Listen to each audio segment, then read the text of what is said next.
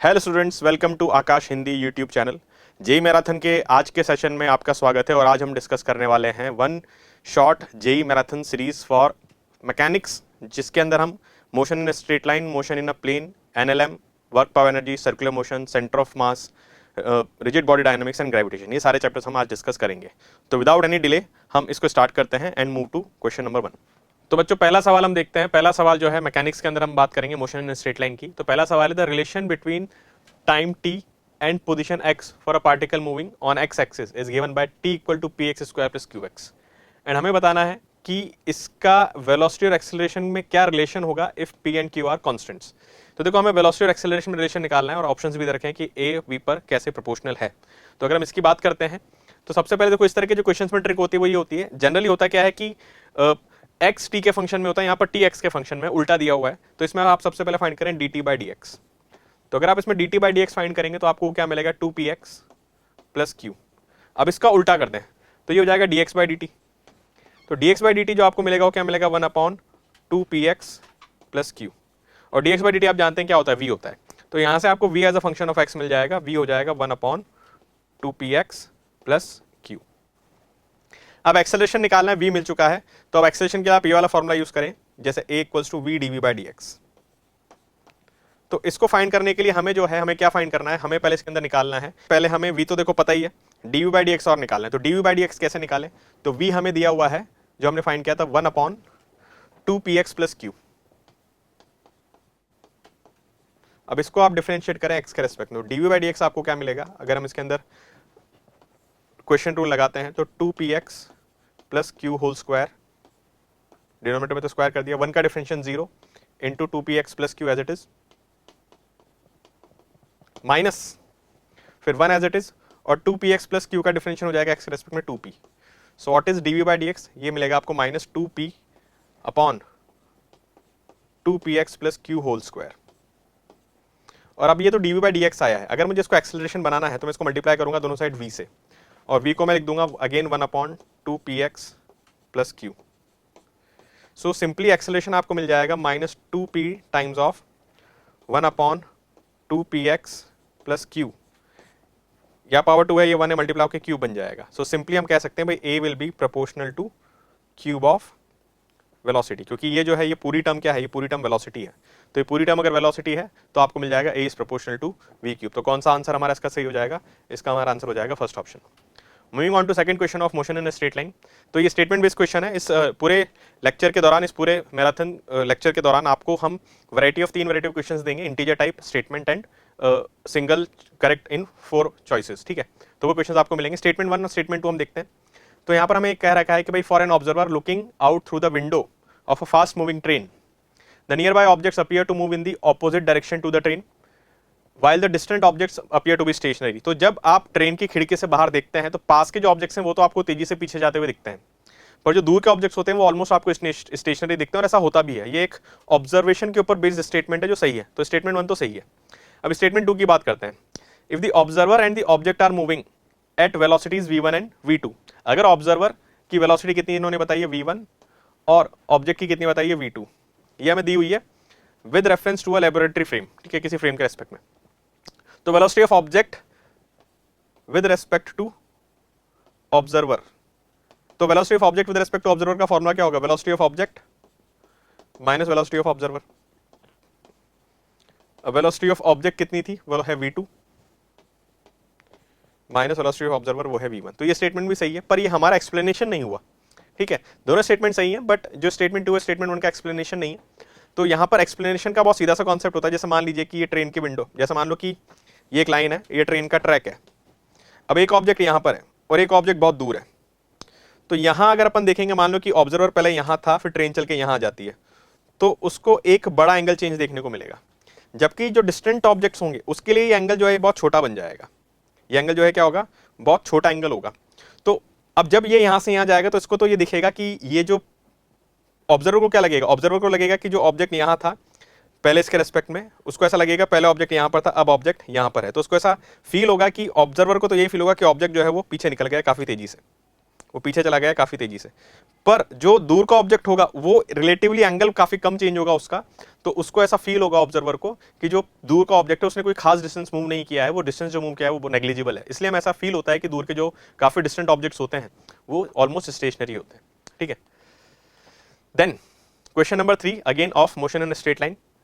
तो ये एक न्यूमेरिकल टाइप क्वेश्चन है। इसके अंदर इन्होंने हमें v वर्सेस x का ग्राफ दिया हुआ है, वैल्यूज दे रखी है, v है 5 मीटर पर सेकंड यहाँ पर और x है 2 मीटर, और हमसे पूछा गया है the acceleration of particle at x equals to 1 metre is -n/8 metre per second square, find n। तो अब देखो यहाँ पर हमें कुल मिला के x इक्वल्स टू 1 पर क्या फाइंड करना है, x इक्वल्स टू 1 पर हमें फाइंड करना है कि एक्सेलरेशन कितना होगा। तो अब ये vt ग्राफ तो है नहीं, vx का ग्राफ है, तो जब भी v और x और a की चर्चा होती है तो हमेशा ध्यान रखें ये फॉर्मूला यूज होता है v dv/dx। अब यहाँ पर पहले मैं स्ट्रेट लाइन का इक्वेशन लिखता हूँ, तो इसका जो स्लोप होगा, जैसे y equal to mx plus c के पॉइंट ऑफ व्यू से अगर अपन इसका इक्वेशन लिखते हैं तो a equals to mx plus c कितना है 5। अब मुझे इसका स्लोप निकालना है। देखो एक तो इस लाइन का स्लोप नेगेटिव आएगा, तो अब इसका स्लोप अगर अपन देखेंगे तो वैसे तुम 5/2 कहोगे, ये 5 है ये 2 है, बट क्योंकि ये नेगेटिव होगा स्लोप तो इसको हम लिख सकते हैं a equals to minus sorry v equals to minus, यहाँ a नहीं होगा v होगा, so v equals to -5/2x plus 5। जो हमें ग्राफ दिया है वो v और x के बीच में है, तो y जो है वो तो v है और x एक्सिस पर x पोजीशन ही है, तो हमें ये मिल गया v equals to -5/2x plus 5। ये इक्वेशन है किसकी, v और x की। अब dv/dx निकालते हैं हम, तो dv/dx अगर हम फाइंड करेंगे तो वो आपको क्या मिलेगा, -5/2 इंटू 1 प्लस 0। अब इसको आप दोनों साइड v से मल्टीप्लाई कर लें, तो आपको जो रिलेशन मिलेगा एक्सेलरेशन का आपको वो मिलेगा, जैसे यहां पर अगर अपन देखेंगे तो -5/2v। अब इन्होंने कब पूछा है आपसे, एक्सेलरेशन x इक्वल्स टू 1 पर, तो x इक्वल्स टू 1 पर v कितना होगा हमें ये फाइंड करना है। उसके लिए हम इस रिलेशन को यूज करते हैं, यहां पर x की वैल्यू 1 डाल देते हैं, तो x इक्वल्स टू 1 पे अगर अपन बात कर देते हैं तो v हो जाएगा -5/2x plus c which is 5। तो इसको सॉल्व करोगे मिलेगा आपको 5/2 metre per second. So finally acceleration कितना हो जाएगा, -5/2 इंटू प्लस 5/2 और यूनिट होगी इसकी metre per second square. So answer will be -25/4 metre per second square. ठीक है, सो इसका आंसर हो जाएगा -25/4 मीटर पर सेकेंड स्क्वायर। अब इन्होंने जो स्टेटमेंट दिया था हमें उसमें इन्होंने देखो -n/8 दिया है, तो अब इसको -n/8 के टर्म्स में अगर लिखूंगा तो मैं इसको लिख सकता हूँ -50/8। तो n का वैल्यू कितना हो जाएगा बच्चों, n का वैल्यू हो जाएगा 50, तो n का वैल्यू होगा यहाँ पर 50। देन अब मूव करते हैं अपन मोशन इन अ प्लेन। तो जितने भी क्वेश्चंस हम ले रहे हैं जेईई मेन के अंदर जो मोस्ट एक्सपेक्टेड क्वेश्चंस हैं और जो अच्छे क्वेश्चंस हैं उन्हीं को हमने लिया है। तो यहाँ पर ये कह रहा है क्वेश्चन कि the horizontal range of a projectile is r and maximum height attend bye it is h। तो एक प्रोजेक्टाइल है जिसकी maximum height maximum range r है और मैक्सिमम हाइट h है। अब मान लो कि ये कहता है कि a strong wind now begins to blow in the direction of horizontal motion of projectile. अब हवा भी चलने लग गई और प्रोजेक्टाइल के डायरेक्शन में हवा चल रही है, ठीक है, जिसकी वजह से हवा भी इसको एक फोर्स लगा के कांस्टेंट एक्सेलरेशन देती है जो एक्सेलरेशन इनटू ग्रेविटी के ही बराबर है, g के ही बराबर है। तो अब हमसे पूछा गया है कि उस केस में इसकी नई रेंज कितनी हो जाएगी। देखो जो भी चेंज हुआ है x डायरेक्शन में चेंज हुआ है, y डायरेक्शन में कुछ भी चेंज नहीं हुआ है। तो अगर अपन बात करेंगे तो अभी भी इसकी जो हाइट है वो यही रहेगी u² sin square theta by 2g। ऐसा क्यों, क्योंकि देखो मोशन इन प्लेन में आपने ऐसे पढ़ा होगा कि हम इसको दो सेपरेट डायरेक्शंस में ब्रेक कर देते हैं, हॉरिजॉन्टल और वर्टिकल। अब वर्टिकल डायरेक्शन में पहले भी जी डाउनवर्ड्स था, अभी भी जी डाउनवर्ड्स है। जो चेंज आया है वो हॉरिजॉन्टल डायरेक्शन में चेंज आया हवा की वजह से, हवा ने वाई डायरेक्शन में कुछ भी इफेक्ट क्रिएट नहीं किया, ऐसा क्वेश्चन बता रहा है। तो हाइट तो इसकी अभी भी इतनी रहेगी और जो टाइम ऑफ फ्लाइट है वो भी, क्योंकि वाई डायरेक्शन से ही निकलता है, तो वो भी इतना ही रहेगा। अब बात कर लेते हैं रेंज की। तो रेंज बेसिकली इसका एक्स डायरेक्शन का जो डिस्प्लेसमेंट होता है वो होता है। तो उसके लिए हम सेकंड इक्वेशन अगर लगाते हैं तो initial speed in x direction u cos theta, initial velocity component in x direction u cos theta into t, t कितना है 2u sin theta by g। ये हमने नई रेंज लिख दी r डैश। अब ये तो जो थी ये पुरानी रेंज थी, क्योंकि पुरानी रेंज के दौरान जो है हॉरिजॉन्टल डायरेक्शन में कोई हवा नहीं चल रही थी, तो ut plus half A T square में x डायरेक्शन के लिए a 0 हो जाता। पर अब क्योंकि a है तो उसके साथ में आगे लिखूंगा half g t square which is 2u sin theta by g इसका स्क्वायर। तो देखो ये वाली टर्म तो बन गई पुरानी रेंज, तो इसको तो हमने लिख लिया r प्लस। अब यहां से अगर अपन इसको सॉल्व करेंगे तो देखो यहां से आपको मिलेगा 2u sin थीटा का स्क्वायर मतलब 4u square sin square theta, 4u square sin square theta upon एक g यहां आएगा, नीचे g स्क्वायर आएगा, तो एक g से g स्क्वायर का एक g कैंसिल हो जाएगा, नीचे बचेगा 2g। ठीक है, सो अब इसको हम लिख लेते हैं। तो हमें जो नई रेंज मिलती है वो मिलती है r plus 4u square sin square theta upon 2g. So simply it can be written as r plus 2u square sin square theta by g. अब देखो जो हाइट होती है u square sine square theta by 2g. तो u square sine square theta की value में यहां से मैं क्या लिख सकता हूं 2h हो जाएगा आपका u square sine square theta by g. और इसकी वैल्यू जब यहां लिखेंगे तो हमें जो नई रेंज मिलेगी r dash will be r plus 2 times of 2h मतलब r प्लस 4h. तो इस क्वेश्चन का आंसर क्या हो जाएगा r प्लस 4h जो है option number D. I hope आपको समझ में आया होगा. देन आगे बढ़ते हैं. अगला सवाल ये कह रहा है, एचसी वर्मा में ऐसा एक क्वेश्चन भी है और इसका एक शॉर्ट ट्रिक होता है सॉल्व करने का, उसको अपन समझेंगे, पर पहले अपन सवाल समझते हैं. सवाल ये कह रहा है कि भाई 12 लोग हैं और ये सब एक 12 साइडेड रेगुलर पॉलीगन के 12 कॉर्नर्स पे हैं, ठीक है, और उसकी जो साइड लेंथ है वो है a. अब होता क्या है कि जो हर पर्सन इस तरह से चलता है कांस्टेंट स्पीड के साथ कि वो उसके, सपोज इस तरह से समझिए, जैसे मान लीजिए कि मैं इसको थोड़ा सा पार्ट बना लेता हूं. मान लो 3 लोग हैं और अपन ने 12 साइडेड फिगर का छोटा सा पार्ट ले लिया और उसमें मैंने 2 साइड ले ली. अब होगा ये कि ये पर्सन जो है, जैसे मान लो इनको नाम देते हैं ए, बी और सी, तो सी जो है वो बी को फॉलो करता है, बी जो है वो ए को फॉलो करता है, ऐसे ही ए उसके इधर जो होगा उसको फॉलो करेगा. इस चीज का ध्यान रखें, सी बी के कॉर्नर की तरफ नहीं जा रहा है.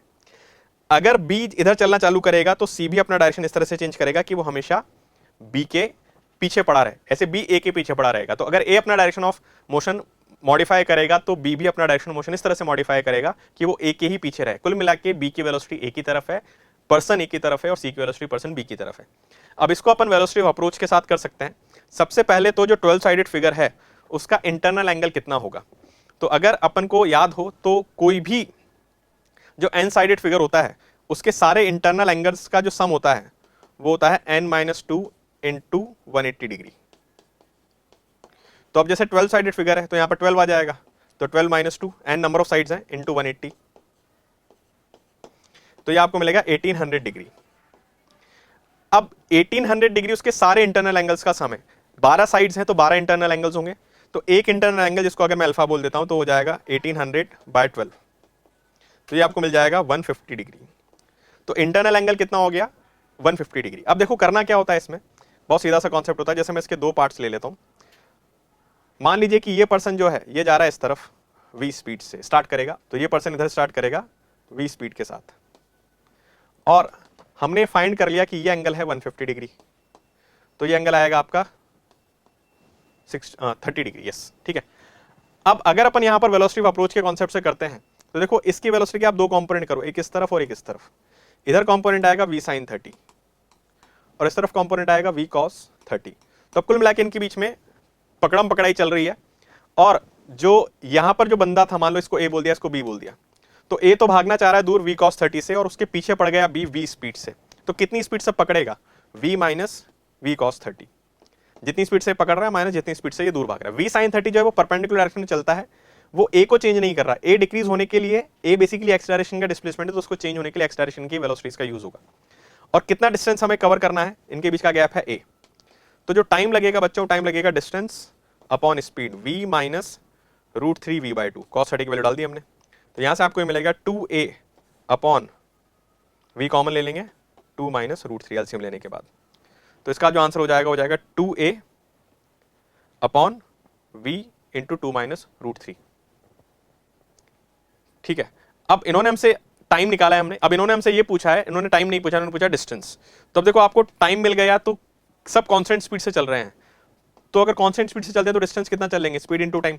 तो अगर मैं इसको v से मल्टीप्लाई करता हूं तो नीचे भी ऊपर कैंसिल हो जाएगा, तो 2a अपॉन 2 माइनस √3. तो जो डिस्टेंस चलेंगे कितना चलेंगे 2a upon 2 minus √3, which is option number B. Moving on, जो क्वेश्चन नंबर 6 है 2D का, वो है wind is blowing at a constant velocity v towards west. ठीक है.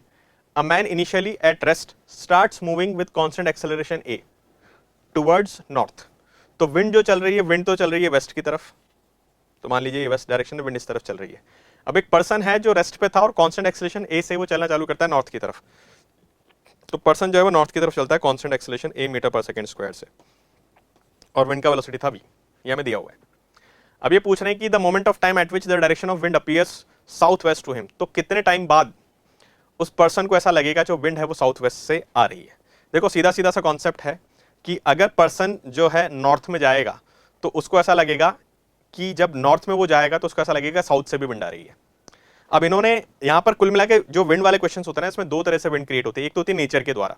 अब नेचर से अगर जैसे मान लीजिए कि नेचर में प्रेशर डिफरेंस की वजह से विंड जो फ्लो करती है, अगर वो वेस्ट में फ्लो कर रही है और हम रुके हुए हैं तो हम ऐसा ही लगेगा कि विंड जो है वो वेस्ट की तरफ आ रही है।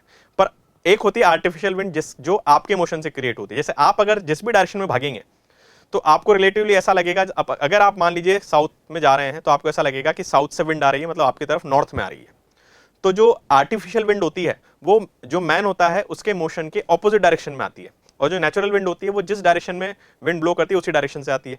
तो अब सेम कॉन्सेप्ट यहाँ पर भी हो गया।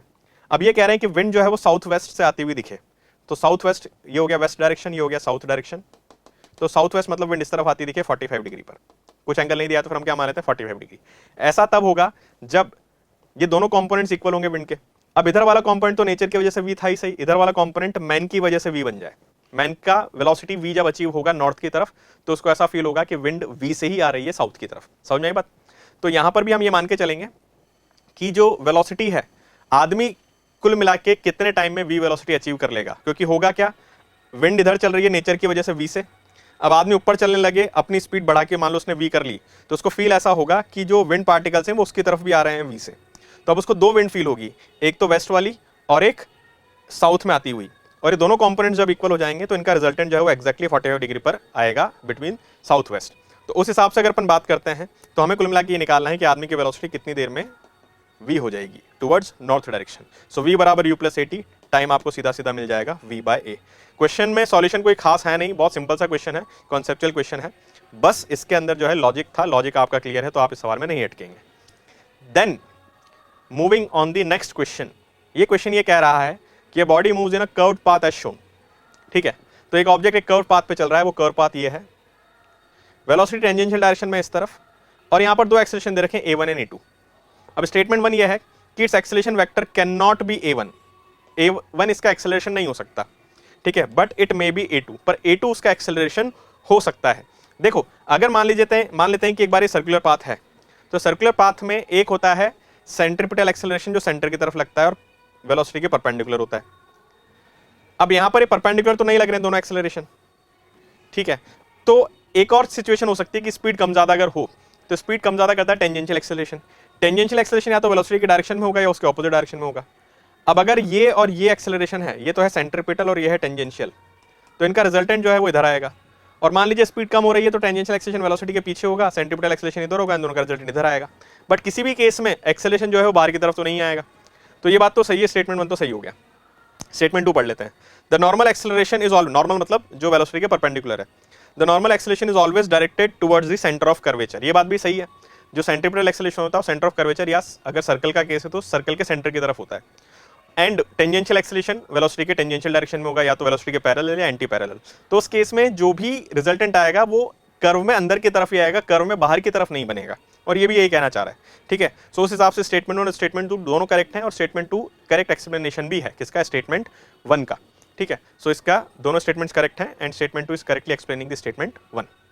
देन मूविंग ऑन, अगला सवाल, अब अपन एनएलएम की तरफ बढ़ते हैं। जो अगला सवाल है एनएलएम का वो ये कह रहा है कि a disc of radius 4 metre is rotating about its fixed axis. तो एक डिस्क है जो फिक्स एक्सिस के अबाउट रोटेट कर रही है, ठीक है, यहां पर उसका सेंटर है और इसकी रेडियस है 4 मीटर, और इसकी जो एंगुलर स्पीड है वो हमें दे रखी है 2 रेडियन पर सेकेंड, ठीक है। अब आगे पढ़ते हैं, आगे ये कह रहे हैं कि इस पर एक ब्लॉक रखा हुआ है और ब्लॉक भी डिस्क पे साथ साथ ऐसे रोटेट कर रहा है एक्स डिस्टेंस में, ठीक है, विदाउट स्लिपिंग। तो मतलब फ्रिक्शन है और फ्रिक्शन इसको स्लिप नहीं होने दे रहा है, और फ्रिक्शन फोर्स ही वो फोर्स है जो इसको सर्कुलर मोशन करवा रहा है, ठीक है।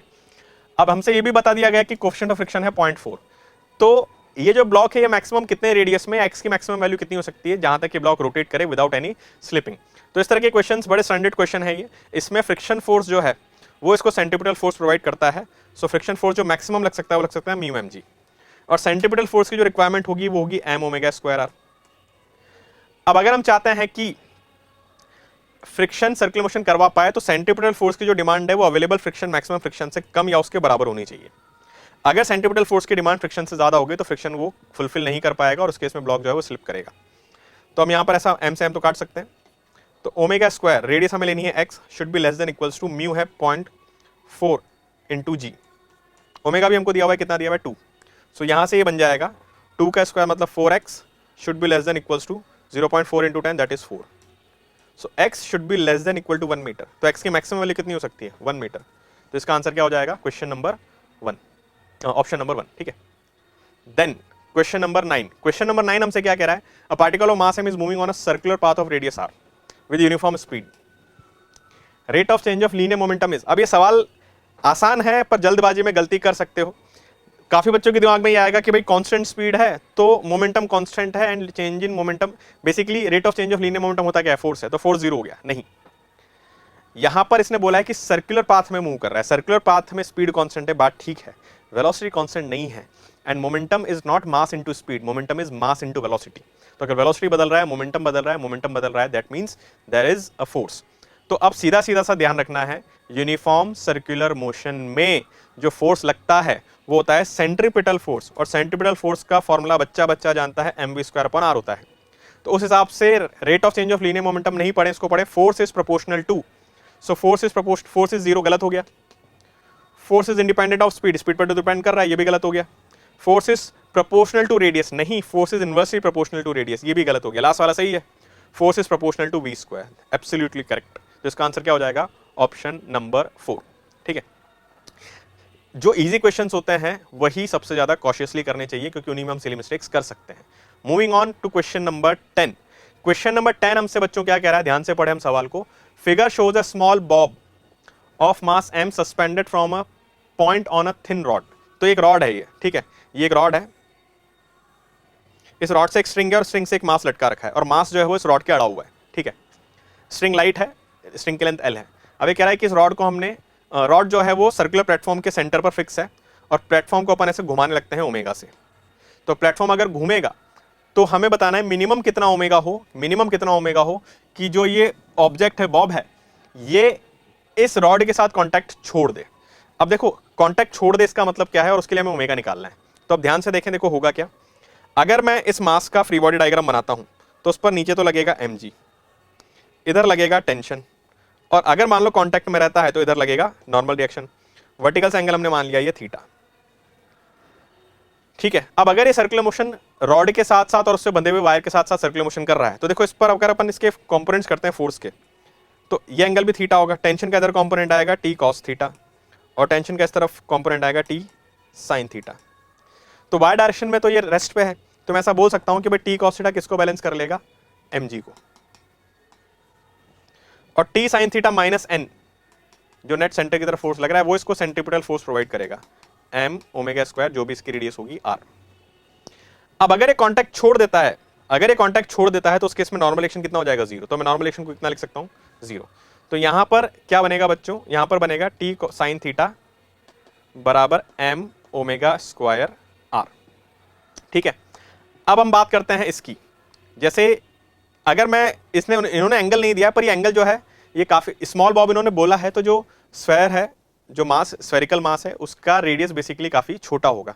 तो उसका रेडियस अगर हम काफी छोटा मानते हैं और डायग्राम को अगर हम बनाते हैं तो देखो यहां पर एक डायग्राम ऐसा बनेगा, मान लो ये बॉब का सेंटर है, तो ये तो उसकी रेडियस हो गई, ये हो गई लेंथ l और ये हो गया एंगल थीटा।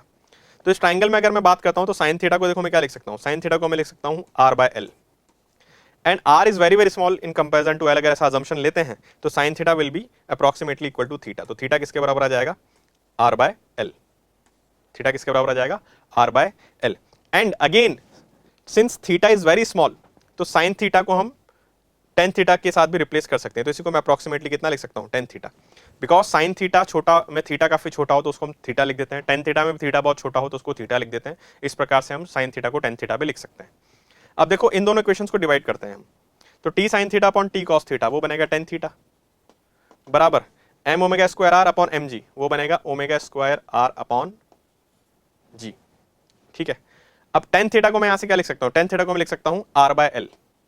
तो r/l बच्चों किसके बराबर आ जाएगा, ओमेगा स्क्वायर r/g। सो यहां से आपको ओमेगा का वैल्यू मिल जाएगा √g/l। तो जो ओमेगा की वैल्यू होगी वो क्या होगी, रूट जी बाय एल। हमें रूट जी बाय एल से इसको रोटेट करवाना पड़ेगा मिनिमम, ताकि ये रॉड के साथ कांटेक्ट क्या करे, छोड़ दे। तो आंसर हो जाएगा ऑप्शन नंबर ए। देन बात करते हैं अगला सवाल। अगला सवाल जो है पुली सिस्टम के ऊपर एनएलएम में। सवाल में हमें क्या दिया हुआ है, सवाल में हमें दिया हुआ है कि if pulley and all strings as shown are massless, तो आइडियल पुली है, आइडियल स्ट्रिंग्स है, तो हमें बताना है कि ये मास कितना होगा, इस मास की वैल्यू हमें बतानी है। और हमें दे रखा है कि जो T2 टेंशन है वो कितना है, वो है 100 न्यूटन। तो T2 टेंशन अगर 100 न्यूटन है, T2 टेंशन क्या है, 100 न्यूटन है, तो हमें बताना है कि उस केस में ब्लॉक का वेट कितना होगा। अब देखो यहां पर मैं इस पॉइंट की बात करता हूं पहले। इस पॉइंट पर जो है, अगर इस पॉइंट की अपन बात करें तो इस पॉइंट पर नीचे तो लग रहा होगा, मान लो इस रोप में जो टेंशन है उस रोप को मैंने बोल दिया T3, तो इस पर नीचे तो लग रहा होगा T3, इस तरफ लग रहा होगा T2 और इस तरफ लग रहा होगा T1। देखो एंगल्स भी हमें दे रखे हैं वर्टिकल के साथ। जैसे अगर ये एंगल 60 है इस राइट एंगल ट्राइंगल में, तो ये एंगल हो जाएगा 30, तो ये एंगल आपका हो जाएगा 30 डिग्री। सिमिलरली अगर ये एंगल 30 डिग्री है, ये 90 है, तो इधर वाला एंगल हो जाएगा 60 डिग्री। तो ये एंगल बच्चों कितना हो जाएगा, 60 डिग्री। अब ये जो पॉइंट है रोप का, जहां तीनों रोप बंधी हुई है, ये तो इक्विलिब्रियम में है, तो हम फोर्सेस के कंपोनेंट्स कर दें। इधर आएगा T2 sin 60, जो बैलेंस होगा किससे, T1 sin 30 से। ठीक है, तो हम लिख सकते हैं T1 sin 30 मतलब 1/2 बराबर T2 जो देखा है हमें 100 इंटू साइन 60 जो है √3/2। तो बच्चों T1 का वैल्यू कितना मिल गया आपको, T1 का वैल्यू मिल गया 100√3। अच्छा T3 कितना होगा, देखो ये अगर रेस्ट पे है ब्लॉक, तो यहां जो टेंशन होगी वो, मान लो इस ब्लॉक का मास m था तो mg के बराबर होगी, इधर भी टेंशन mg के बराबर होगी। तो जो पुली है उस पर नीचे लग रहा है mg प्लस mg 2mg, तो ऊपर भी कितना लगेगा 2mg। तो T3 जो है, जो लग रहा है T3 की वैल्यू कितनी होगी बच्चों, 2mg। अब ये तो हमने एक्स डायरेक्शन में फोर्स बैलेंस कर दिए, किसके ऊपर, इस पॉइंट के ऊपर, इधर का फोर्स और इधर का। अब वाई डायरेक्शन में फोर्स अगर बैलेंस करेंगे तो देखो ऊपर T2 और T1 का वर्टिकल कंपोनेंट आएगा। T1 का आएगा T1 cos 30 और T2 का आएगा T2 cos 60।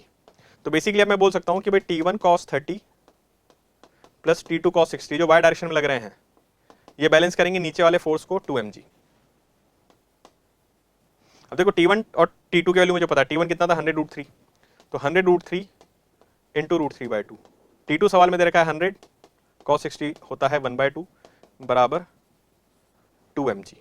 सो ये आपको मिल जाएगा कितना, √3 इंटू √3 3, 3 इंटू 100 300, 300/2 150 प्लस 50 बराबर 2m इंटू जी है 10, एक जीरो उड़ा दो। तो यहाँ से आपको जो m का वैल्यू मिलेगा 20/2 10 किलो। तो जो ब्लॉक है वो कितना है, 10 किलो। एलामी स्यूरेंस से इसको किया जा सकता है, बट मुझे ऐसे ही सॉल्व करने में अच्छा लगता है तो मैं ऐसे ही सॉल्व करता हूँ। ठीक है, 100 न्यूटन। देन अगला सवाल, सवाल नंबर 12। सवाल नंबर 12 बच्चों क्या कह रहा है कि हमें एक फिगर दिया हुआ है जिसके अंदर एक वेज है। अब ये डायग्राम अगर आप ध्यान से देखें तो वेज जो है उसको इधर की तरफ धक्का मारा जा रहा है 10√3 मीटर पर सेकंड स्क्वायर के साथ। ठीक है, और ब्लॉक यहां जो इंक्लाइन है इसका एंगल आपको दे रखा है 30 डिग्री। ये जो डिस्टेंस दे रखा है ये आपको दे रखा है 1 मीटर का, और जो ब्लॉक है उसका मास है m, और फ्रिक्शन कहीं पर भी नहीं है, सारे सर्फेसेस स्मूथ है। तो अब आपसे ये पूछा गया है कि what will be the time taken by the block to reach the top from bottom. अब कितना टाइम लगेगा कि ये ब्लॉक जो है वो नीचे से ऊपर पहुंच जाए। अब पहली बात तो ये थोड़ा सा अजीब लगता है कि भाई ब्लॉक ऊपर कैसे चला जाएगा, ग्रेविटी की वजह से नीचे जाना चाहिए। बट अगर आप यहां पर देखें तो प्लेटफॉर्म को भी हम 10√3 मीटर पर सेकंड स्क्वायर से धक्का मार रहे हैं। टू द पॉइंट अगर बात करते हैं तो इस क्वेश्चन में आप इसको स्यूडो फोर्स से सॉल्व कर लो। होगा क्या कि ब्लॉक हॉरिजॉन्टली जाएगा पर इंक्लाइन उससे ज्यादा हॉरिजॉन्टली जाएगा रिलेटिवली, तो इंक्लाइन के रेस्पेक्ट में ब्लॉक जो है वो पीछे छूटता जाएगा, और पीछे छूटने का मतलब है ऊपर चढ़ेगा। ठीक है, तो अब उस सेंस में अगर अपन बात करते हैं, सूडो फोर्स अगर लगाता हूं, तो अगर मैं इंक्लाइन के रेस्पेक्ट में बात करता हूं तो देखो ब्लॉक के जो एक्सेलरेशंस होंगे वो क्या क्या होंगे, इस तरफ तो होगा g sin 30। अब इंक्लाइन अगर आगे जा रहा है 10√3 से, तो इंक्लाइन के रेस्पेक्ट में ब्लॉक के ऊपर एक्सेलरेशन पीछे अज्यूम किया जाएगा कितना, 10√3 मीटर पर सेकंड स्क्वायर, और इसका हम इधर कंपोनेंट करेंगे, ये एंगल 30 डिग्री है, तो इधर आएगा आपका 10√3 cos 30। तो अब सीधी सी भाषा में बात करें तो इंक्लाइन सरफेस के पॉइंट ऑफ व्यू से ब्लॉक इधर जा रहा है g sin 30 मतलब g इंटू 1/2, और ऊपर जा रहा है 10√3 cos 30 मतलब 10√3 इंटू √3/2। तो ये तो आपका आएगा 5 मीटर पर सेकंड स्क्वायर बच्चों, और ये अपना मिलेगा 30/2 15 मीटर पर सेकंड स्क्वायर। तो अब कुल मिला के ब्लॉक का नीचे एक्सेशन 5 है, ऊपर 15 है, तो नेट ऊपर कितना हो जाएगा 15 माइनस 5 कितना 10 मीटर पर सेकंड स्क्वायर। और ब्लॉक को इस डायरेक्शन में कितना डिस्टेंस चल रहा है, ब्लॉक को इस डायरेक्शन में डिस्टेंस चल रहा है 1 मीटर। तो अब आप सेकंड इक्वेशन लगाते सीधा सीधा, s is equals to u t plus half a t square. तो यहां से आपको t का वैल्यू कितना मिल जाएगा, t का वैल्यू मिल जाएगा, t स्क्वायर मिल जाएगा 1/5 और t का वैल्यू मिल जाएगा 1/√5 सेकेंड्स। ठीक है, सो सिंपल सूडो फोर्स के ऊपर बेस्ड इस क्वेश्चन को अपने को देखना था, तो आंसर हो जाएगा 1/√5 seconds, that is option number B. फिर बात करते हैं क्वेश्चन नंबर 13 की। क्वेश्चन नंबर 13 एक अच्छा सवाल है, इसको आप ध्यान से देखें। इसमें क्या दिया हुआ है, इसमें यह दिया हुआ है कि a particle of weight w rests on a rough inclined plane which makes an angle alpha with horizontal। तो आपको यहां पर एक इंक्लाइन प्लेन दिख रहा होगा, इंक्लाइन प्लेन का जो एंगल है हॉरिजॉन्टल से, उसका साइड व्यू हमें दिया हुआ है वो अल्फा है। ठीक है, अगर हम ऐसे देखें तो इस तरह से एंगल होगा अल्फा और ब्लॉक यहां रखा हुआ है। ठीक है, रफ इंक्लाइन है, फ्रिक्शन वगैरह भी है यहां पर।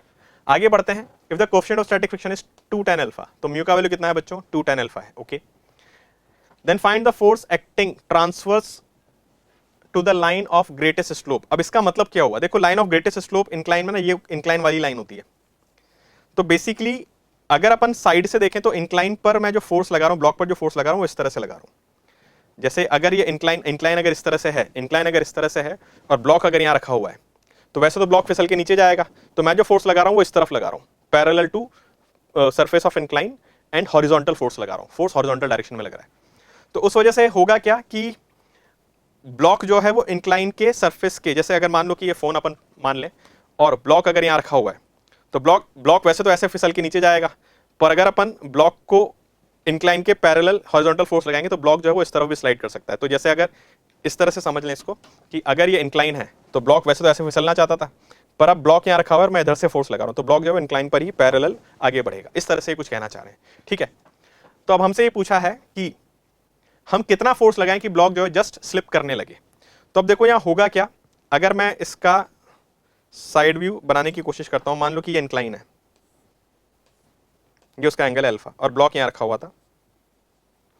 अब ब्लॉक नीचे फिसल सकता था, ठीक है, हम इधर फोर्स लगा रहे हैं एफ और हम चाहते हैं कि ब्लॉक जो है वो इंक्लाइन के पैरेलल सरफेस पे जाए। अब देखेंगे नीचे फिसल भी सकता है या नहीं फिसल सकता है। तो देखो अगर फ्रिक्शन इतना सफिशिएंट है कि mg sin अल्फा इसको नीचे लेके जाना चाहेगा इस तरफ, तो फ्रिक्शन अगर इतना सफिशिएंट है कि इसको रोक ले, तब तो ये नीचे तो नहीं फिसलेगा। और हम इधर से एफ फोर्स लगा रहे हैं और हम चाहते हैं कि फिसले तो फिर इधर फिसल जाए। तो सबसे पहले तो हम मैक्सिमम फ्रिक्शन अवेलेबल फ्रिक्शन देख लेते हैं, लिमिटिंग फ्रिक्शन। लिमिटिंग फ्रिक्शन बच्चों कितना होता है, mu mg cos alpha. Mu का वैल्यू रखा आपको 2 tan अल्फा, tan अल्फा को लिख लिया मैंने sin alpha upon cos alpha into mg into cos alpha. तो जो फ्रिक्शन जितना लगने की क्षमता रखता है वो है 2 mg sin अल्फा।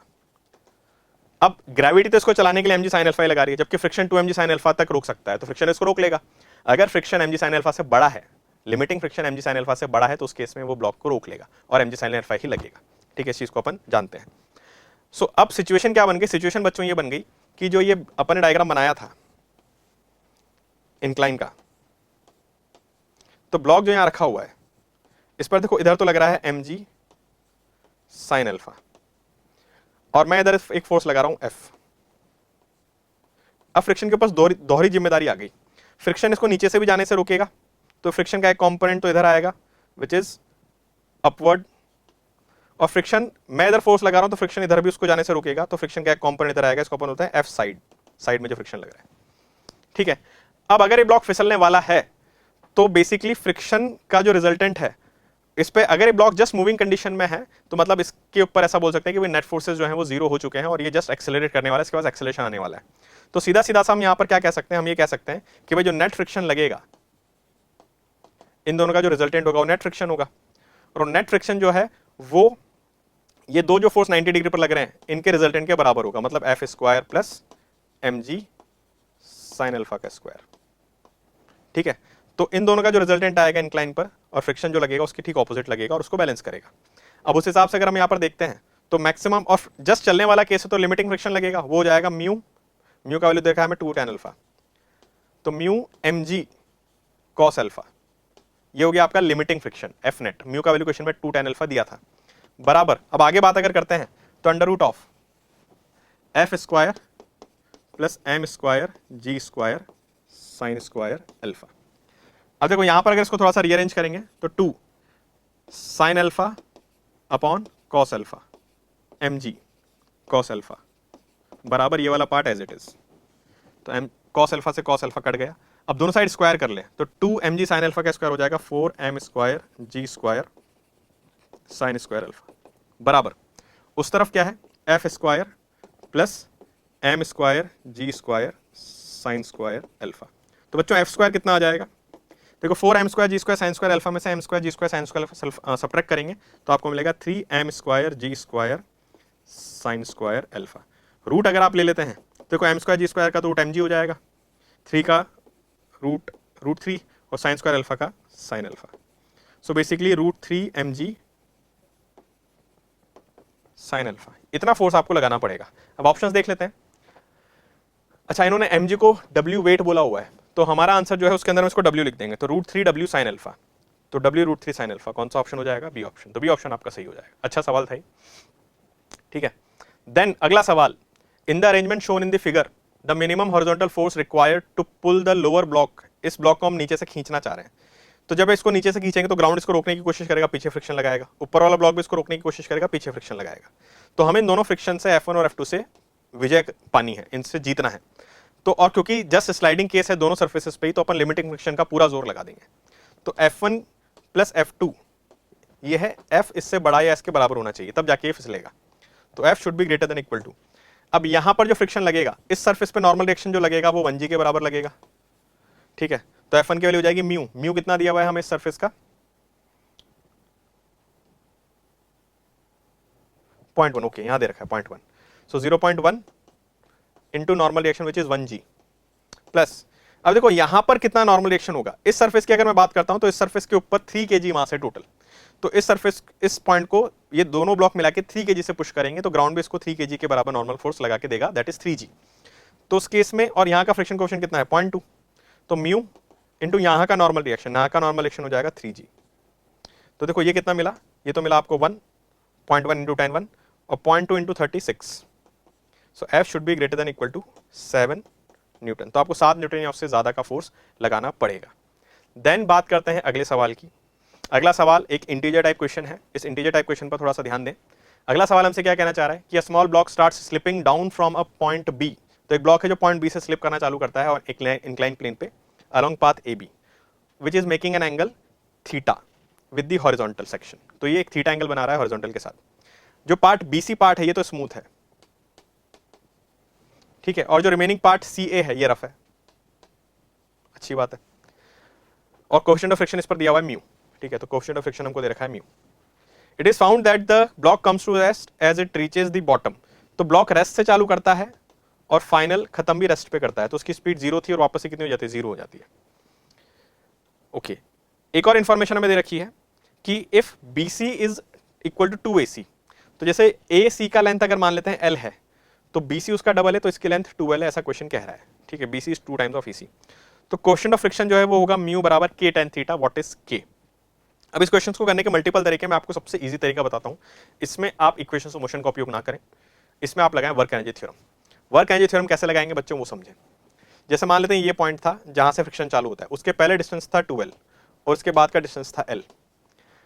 अब जब ब्लॉक स्लाइड करके यहां से यहां आएगा तो फ्रिक्शन तो इस पूरे पाथ B, C और A, तो फ्रिक्शन जो है पूरे पाथ पर नहीं लगेगा, फ्रिक्शन तो लगेगा सिर्फ C2 है, जबकि ग्रेविटी जो है वो पूरे ही पाथ पर लगेगी।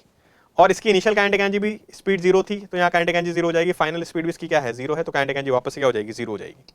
तो initial kinetic energy final kinetic energy दोनों हमें 0 करनी है। तो हम वर्क एनर्जी थ्योरम अगर लगाते हैं तो वर्क डन बाय ग्रेविटी, अब देखो ग्रेविटी का कंपोनेंट इस डायरेक्शन में कितना लगेगा mg sin थीटा, और कितना डिस्प्लेसमेंट हुआ इसका उस डायरेक्शन में 3L। फ्रिक्शन जो लगेगा, देखो फ्रिक्शन जब ये ब्लॉक स्लाइड करने लगेगा तो फ्रिक्शन लगेगा ऊपर की तरफ, डिस्प्लेसमेंट होगा नीचे की तरफ। तो फ्रिक्शन जो CA पार्ट पर लग रहा है उसका वर्क डन नेगेटिव आएगा, इसलिए मैं माइनस का साइन लगा देता हूं। और फ्रिक्शन का वर्क डन हो जाएगा फ्रिक्शन का फोर्स जो लगेगा mu mg cos theta into L। ये हो गया total work done. Total work done बराबर चेंज इन काइनेटिक एनर्जी। यहां पर भी काइनेटिक एनर्जी 0 थी, इनिशियल भी 0, फाइनल भी 0। तो उस हिसाब से देखो बेटा क्या आ गया 3mg sin थीटा L बराबर mu mg cos theta L। mg से आप mg काट दें, L से L काट दें, cos थीटा से तो डिवाइड कर दे, तो आपको म्यू का वैल्यू मिलेगा 3 tan थीटा। 3 tan थीटा के हिसाब से अगर अपन कंपेयर करते हैं तो K tan थीटा का मतलब K का वैल्यू कितना हो गया कंपेयर करने पर 3। तो इस इंटीजर टाइप का आंसर कितना हो जाएगा 3। देन अगला question, question number 16, question number 16 जो है ये कह रहा है कि भाई uniform chain of 6 metre length is placed on a table such that a part of it is hanging over the edge of the table. तो जैसे मान लो एक टेबल है ये और एक चेन है, मान लो इस तरह से कोई चेन है, इस चेन का थोड़ा पार्ट टेबल पर है, थोड़ा पार्ट टेबल के नीचे है। आगे बढ़ते हैं। अब ये क्या कह रहे हैं कि स्टार्टिंग में ये चेन रेस्ट पे थी, तो चेन नहीं फिसल रही थी, चेन रेस्ट पे थी। अब एक इन्होंने आगे बताया कि the coefficient of static friction between the chain and the surface of the table is 0.5। तो यहां पर जो कोफिशिएंट ऑफ फ्रिक्शन है वो है 0.5। और हमसे पूछा गया है कि the maximum length of the chain hanging from the table is. अब देखो कितना पार्ट अपन मैक्सिमम पार्ट चेन का टेबल से नीचे लटका सकते हैं कि चेन ना फिसले।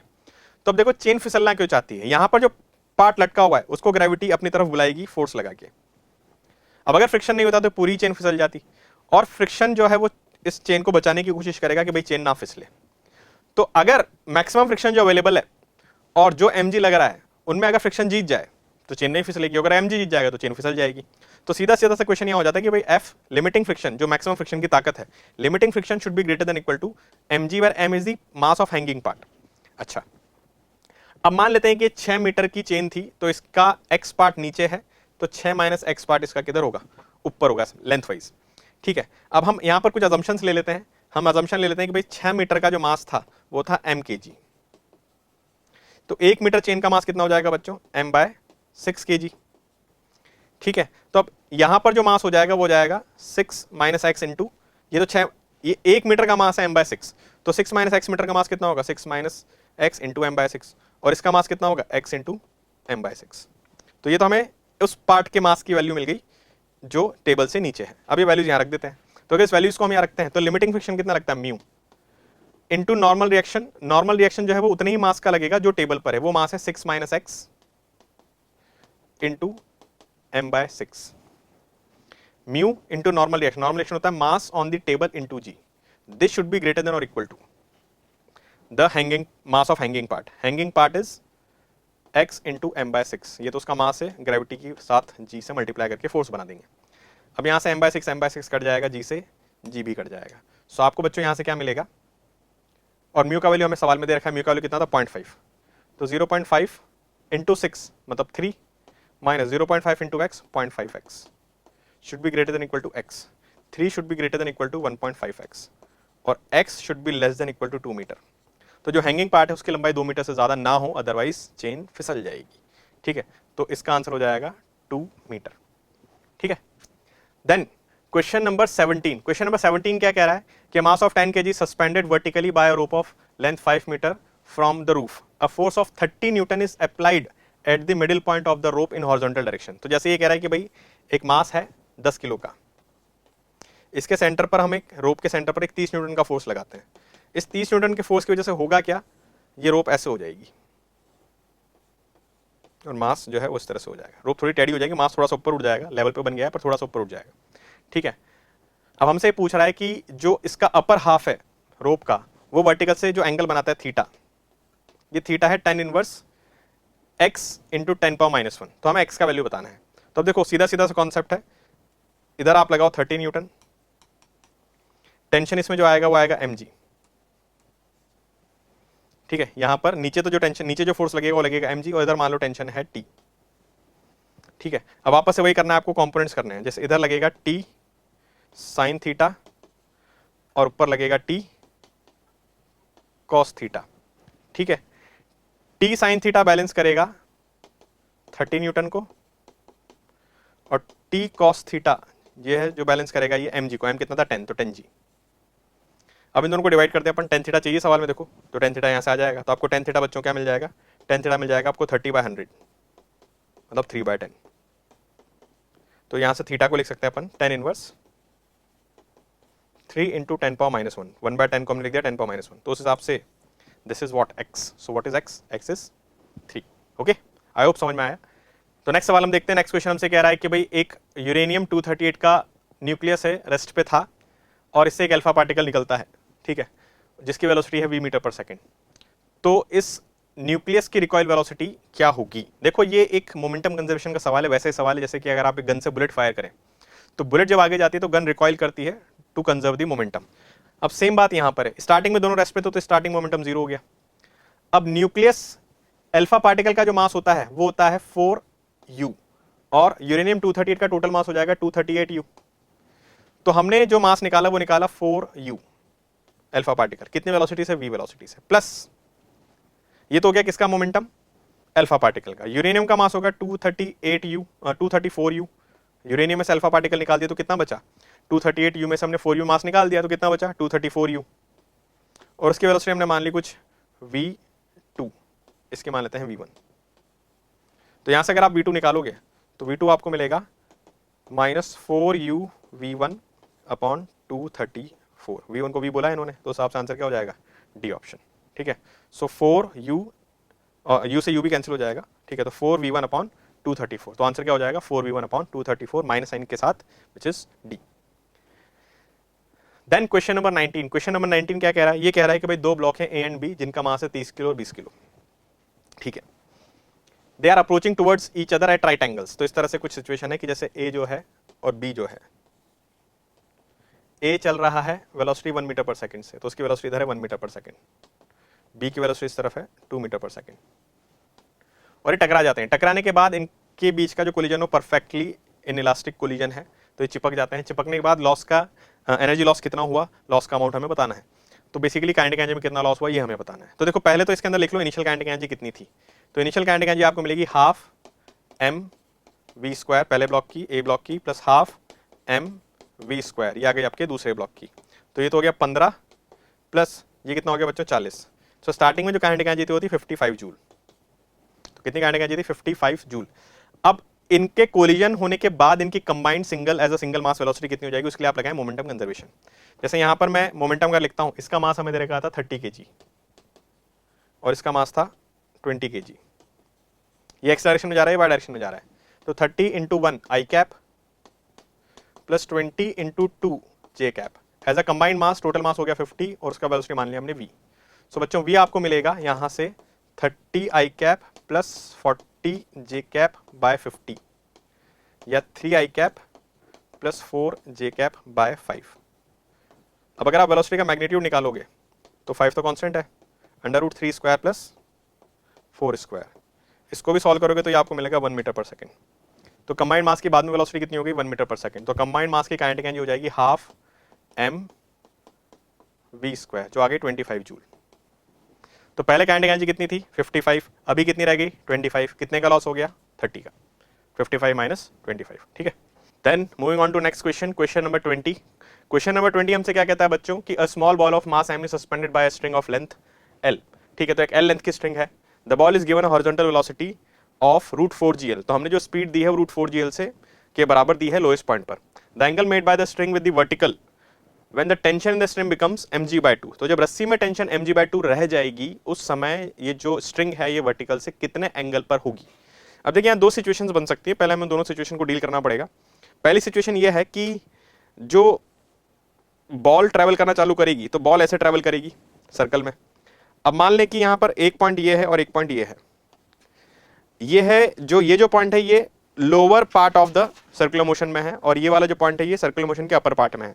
अब टेंशन mg/2 कहाँ होगा उसके अकॉर्डिंग हमें डिसीजन लेना पड़ेगा। तो देखो हम पहले यहाँ पर ये देख लेते हैं कि जो मिड पॉइंट है, मिड पॉइंट पर टेंशन कितना आएगा। अब एक चीज का ध्यान रखें, वर्टिकल सर्कुलर मोशन में क्या होता है, वर्टिकल सर्कुलर मोशन में जैसे जैसे ऑब्जेक्ट ऊपर मूव करता है लगातार उसमें टेंशन क्या होती है, घटती जाती है। तो इस पॉइंट पर टेंशन निकाल लेते हैं। अगर इस पॉइंट पर टेंशन mg/2 से कम आता है इसका मतलब टेंशन mg/2 पहले ही हो गया था, और अगर इस पॉइंट पर टेंशन mg/2 से ज्यादा आता है मतलब टेंशन अभी mg/2 होगा, अभी हुआ नहीं है। ठीक है, तो अब मान लेते हैं कि जैसे इस पॉइंट पर जाने पर स्पीड हो गई v, यहां पर स्पीड कितनी थी √4gl। यहां से यहां तक आप मैकेनिकल एनर्जी कंजर्वेशन लगाएं। तो अगर अपन लोएस्ट पॉइंट पर पोटेंशियल एनर्जी को 0 मानते हैं और काइनेटिक एनर्जी लिखते हैं half m into lowest point की स्पीड का स्क्वायर, √4gl का स्क्वायर हो जाएगा 4gl बराबर।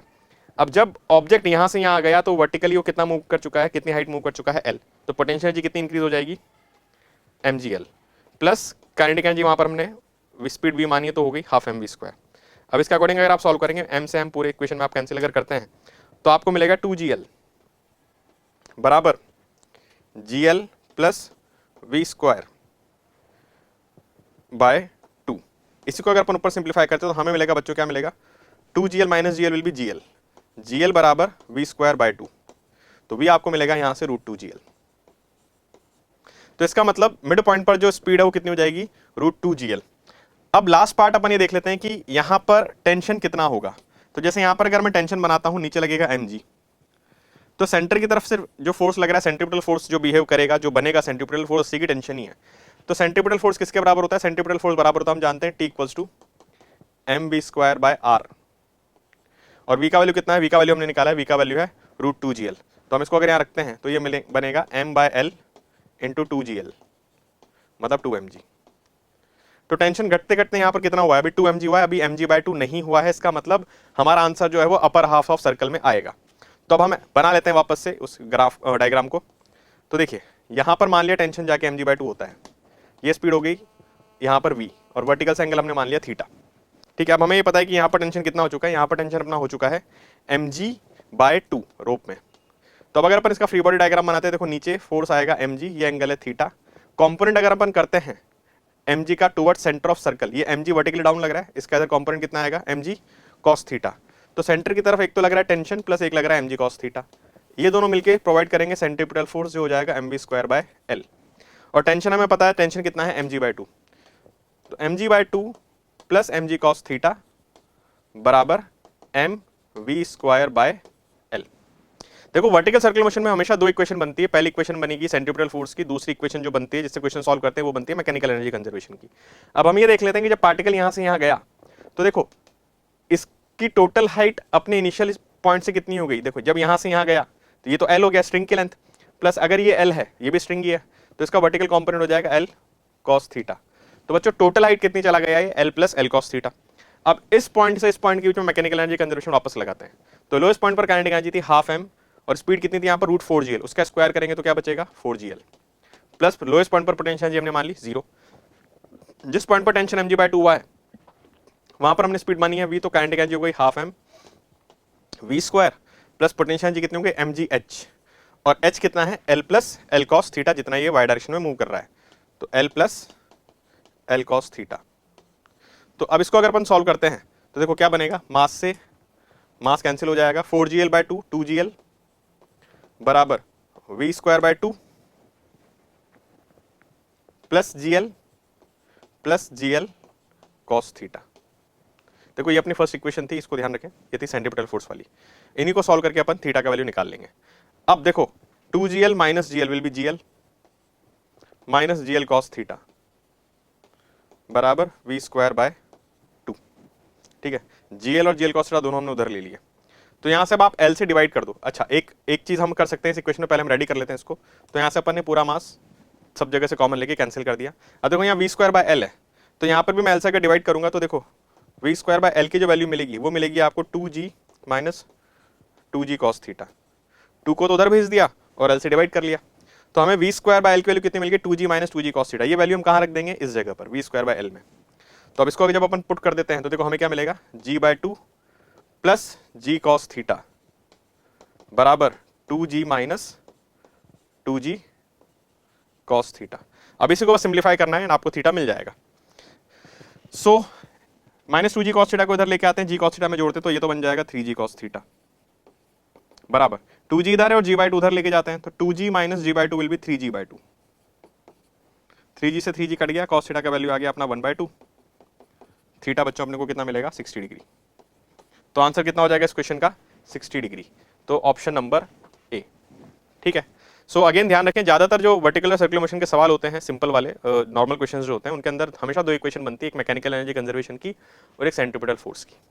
Moving on to question number 21। Question number 21 हमसे कह रहा है potential energy in SI units which is joule of a particle of mass 2 kg is given by 6x minus 8y। ये potential energy है। If the initial velocity of the particle is -3/2i cap plus 2j cap, ये उसकी initial velocity है, तो ये कितना distance चलेगा पहले 2 सेकंड में, distance travelled by particle in first 2 seconds. तो देखते हैं इसके ऊपर फोर्स कितना लग रहा है। देखो फोर्स लगता है minus del you by del x partial differential के हिसाब से अगर बात करेंगे तो I cap minus del you by del y J cap, ये फोर्स का हमारा एक्सप्रेशन होता है। तो अगर हम पार्शियली डिफरेंशिएट करते हैं तो 6x का हो जाएगा 6 माइनस का जगह माइनस, तो माइनस 6 आई कैप, फिर माइनस ऑफ 8 और y का जो डिफरेंशिएशन होगा minus del you by del Y वो होगा -1। ठीक है, तो 6x का डिफरेंशियल -6, माइनस क्यों बोल रहा हूं मैं, क्योंकि यहाँ पर फॉर्मूला में माइनस आता है, तो 6x का डिफरेंशियल तो 6 होगा पर एक माइनस साइन यहाँ आएगा। ऐसे -8y का डिफरेंशियल -8 होगा पर एक माइनस आएगा, तो माइनस माइनस प्लस 8 हो जाएगा, तो ये जे कैप है। तो टोटल फोर्स बच्चों हमें कितना मिल गया, 6i cap plus 8 sorry -6i cap plus 8j cap. हाँ, अब पार्टिकल का मास हमें बता रखा है कितना, 2 kg, तो हम उसका एक्सेलरेशन निकाल सकते हैं मास से डिवाइड करके, तो -6/3 -3i cap plus 4j cap. तो ये आपको पार्टिकल का एक्सेलरेशन भी मिल गया। अब हमें इनिशियल वेलोसिटी भी दे रखी है और हमें एक्सेलरेशन भी पता चल चुका है, और एक्सेलरेशन देखो कांस्टेंट है। अगर एक्सेलरेशन कांस्टेंट है तो हम इक्वेशन मोशन अप्लाई कर सकते हैं।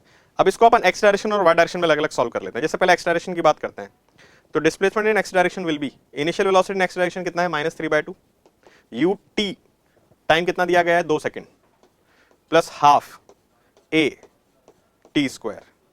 बच्चों ये कितना मिलेगा, -3 -6 विच विल बी -9 मीटर। ठीक है, देन वाई डायरेक्शन में अगर बात करते हैं तो वाई डायरेक्शन में वापस से सेकंड इक्वेशन मोशन लगाएं। इनिशियल वेलोसिटी कितना था 2 + 2, तो 2t टाइम 2 सेकेंड है प्लस हाफ, एक्सेलरेशन कितना है वाई डायरेक्शन में 4 इंटू टाइम का स्क्वायर। ये आपको कितना मिलेगा, 4 + 8 12। अब हमसे पूछा है डिस्टेंस। अब क्योंकि ये चल रहा है स्ट्रेट लाइन पर, तो हम डिस्टेंस और डिस्प्लेसमेंट की अगर बात करेंगे तो उनका जो मैग्नीट्यूड होगा डिस्प्लेसमेंट का वो डिस्टेंस के बराबर होगा। तो जो मैग्नीट्यूड आएगा डिस्प्लेसमेंट का वो अंदर आएगा आपका √9² + 12² विच इज √81 + 144 √125 एंड ये आपको मिलेगा 225 सॉरी, और ये आपको मिलेगा 15 मीटर। तो इसका जो डिस्प्लेसमेंट डिस्टेंस से जो ट्रेवल करेगा मैग्नीट्यूड ऑफ डिस्प्लेसमेंट वो कितना आएगा, वो आएगा आपका 15 मीटर। क्लियर है, ठीक है, तो 15 मीटर का इनका डिस्टेंस हो जाएगा। देन अगला सवाल ये कह रहा है कि particle attach to one end of a string of length L moves in a vertical circle, vertical circle में मूव कर रहा है। The other end of the string is fixed if the ratio of maximum and minimum tension in the string is 5/3 or 5:3, then speed of particle at lowest point। देखो वैसे हम जब पढ़ाते हैं तो इसके अंदर ये एक स्टैंडर्ड रिजल्ट, इसको हम ध्यान रखते हैं। लोएस्ट पॉइंट पर जो टेंशन होता है वो होता है, जो अगर अपन टेंशन निकाले, मैं निकाल के बता देता हूं आपको। तो लोएस्ट पॉइंट पर जो टेंशन हम निकालते हैं, जैसे मान लो यहाँ पर स्पीड है u और ये है t और नीचे है mg, तो अब और ये सर्कल का सेंटर है, तो सेंट्रीपिटल फोर्स कितना रहेगा बच्चों, t - mg, और सेंट्रीपिटल फोर्स बराबर होगा mu²/L। तो लोएस्ट पॉइंट पर जो टेंशन होगा, मान लो TL बोल देते हैं इसको, तो ये बन जाएगा आपका mg + mu²/L। अब जब ये पार्टिकल हाईएस्ट पॉइंट पर पहुंचेगा तो इसकी स्पीड बदलेगी। तो पहले तो हम ये देखें कि इसकी स्पीड कितनी बदलेगी, तो उसके लिए आप सीधा मैकेनिकल एनर्जी कंजर्वेशन लगा सकते हैं। अगेन जैसा मैंने अभी भी कहा था, वर्टिकल सर्कुलर मोशन में इन दो इक्वेशन से ही मैक्सिमम क्वेश्चन सॉल्व होते हैं। अब जब ये पार्टिकल चलते चलते मान लो अपने हाईएस्ट पॉइंट पर पहुंचेगा यहाँ पर, तो ग्राउंड से कितना डिस्टेंस ऊपर आ जाएगा, L + L 2L। तो लोएस्ट पॉइंट पर kinetic energy ½ mu², potential energy हमने मान ली 0, हाईएस्ट पॉइंट पर स्पीड मान लिया v, तो काइनेटिक एनर्जी हो गई ½ mv², और पोटेंशियल एनर्जी कितनी हो जाएगी, mg इंटू h कितना है 2L। तो यहां से आपको जो v² की वैल्यू मिलेगी, अगर हम पहले m कॉमन लेके कैंसिल कर देते हैं, तो आपको v² मिलेगा बच्चों u² - 4gl। ठीक है, u² - 4gl, सिंप्लीफाई करोगे तो आपको ये मिल जाएगा। तो ये हमने निकाल लिया कि जो हाईएस्ट पॉइंट पर स्पीड है u², उसका स्क्वायर जो है वो जाएगा u² - 4gl। अब हम बात करते हैं, हमें निकालना है कि भाई u कितना था। तो हाईएस्ट पॉइंट की जब अपन बात करेंगे, हाईएस्ट पॉइंट पर हमने स्पीड को v माना है। ठीक है, नीचे इस पर लगेगा एक तो टेंशन एट हाईएस्ट पॉइंट, उसको बोल दिया th, और ग्रेविटी भी नीचे लगेगी सर्कल के सेंटर की तरफ। तो ये हो गया नेट सेंट्रीपिटल फोर्स, जिसको मैं किसके बराबर लिख दूंगा, mv²/L। तो यहां से बच्चों अगर अपन th लिखेंगे तो वो क्या मिलेगा हमें, देखो m/L, v² की वैल्यू जो हमने निकाली थी, कितनी निकाली थी, u² - 4gl - mg, और टेंशन एट लोएस्ट पॉइंट बच्चों हमने क्या निकाला था, वो निकाला था हमने mu²/L + mg। अब इन दोनों को अपन डिवाइड कर देते हैं। क्वेश्चन में हमें दिया गया है कि tension eight lowest and highest point का रेशियो 5/3 है, तो हमने हाईएस्ट और लोएस्ट का लिखा है, तो बेसिकली हम इसको 3/5 लिख सकते हैं। अब देखो यहां से सबसे पहले मास कॉमन ले लें और कैंसिल कर दें। अब अगर अपन इसको सॉल्व करते हैं, देखो u²/L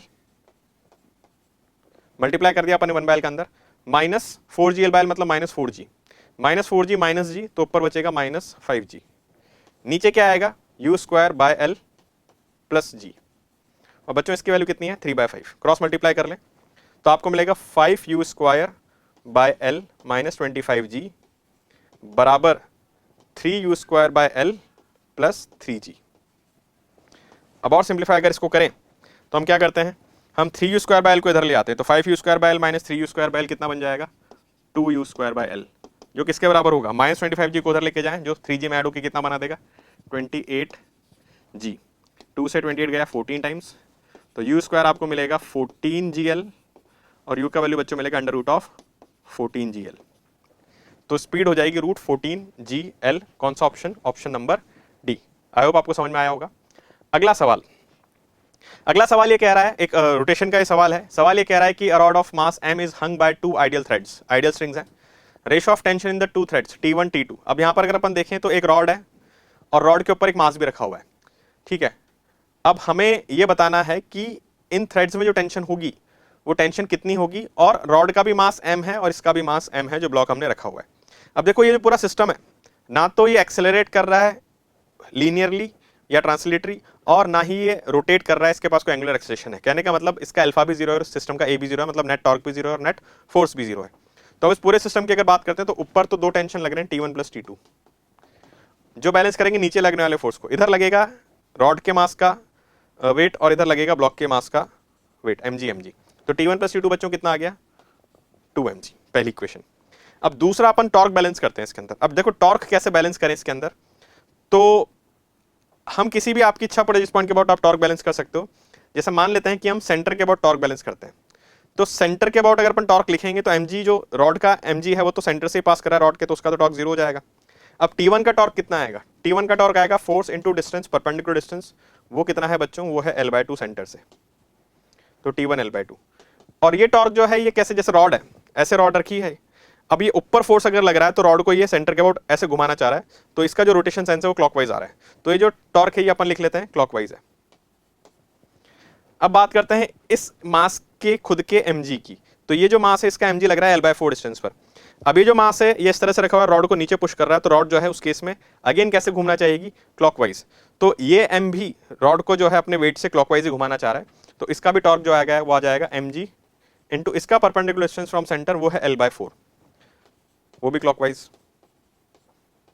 फिर आगे बात करते हैं T2 जो है T2 इस तरफ लग रहा है और T2 इसको ऊपर पुल कर रहा है। सेंटर के अबाउट अगर मैं रोटेशन देख रहा हूं और ऐसे फोर्स लगाऊंगा, तो अगर मैं ऊपर फोर्स लगाऊंगा तो ये इसको एंटी क्लॉकवाइज घुमाना चाहेगा, तो T2 जो है वो इसको एंटी क्लॉकवाइज घुमाना चाह रहा है। T2 का टॉर्क कितना हो जाएगा बच्चों, T2 into perpendicular distance of T2 from again centre of rod, and ये कैसा है, एंटी क्लॉकवाइज। अब अगर नेट टॉर्क 0 होगा तो तब होगा जब सारे क्लॉकवाइज टॉर्क और एंटी क्लॉकवाइज टॉर्क आपस में क्या हो जाए, बैलेंस हो जाए। तो हम यहां पर ऐसा लिख सकते हैं, तो एक इक्वेशन तो मैंने क्या बना ली थी, T1 प्लस T2 बराबर 2mg। दूसरी इक्वेशन हम लिख लेते हैं क्लॉकवाइज टॉर्क का सम बराबर एंटी क्लॉकवाइज टॉर्क, तो क्लॉकवाइज टॉर्क है T1 L/2 plus mg L/4 बराबर एंटी क्लॉकवाइज टॉर्क वो था T2 इंटू L/2। 4 से मल्टीप्लाई करते हैं पूरी इक्वेशन को, you will get 2T1 plus mg बराबर 2T2। अब देखो हमारे पास 2 इक्वेशन है जिनको सॉल्व करके हम T1 और T2 की वैल्यू निकाल सकते हैं, इक्वेशन नंबर 2 और इक्वेशन नंबर 1। अब हम क्या करें, इस इक्वेशन को 2 से मल्टीप्लाई कर लेते हैं, पहले पूरी इक्वेशन को 2 से मल्टीप्लाई कर लेते हैं और फिर इनको सबट्रैक्ट कर देते हैं। क्या करते हैं, 1 minus 2, 2T1 minus 2T1 0, 2T2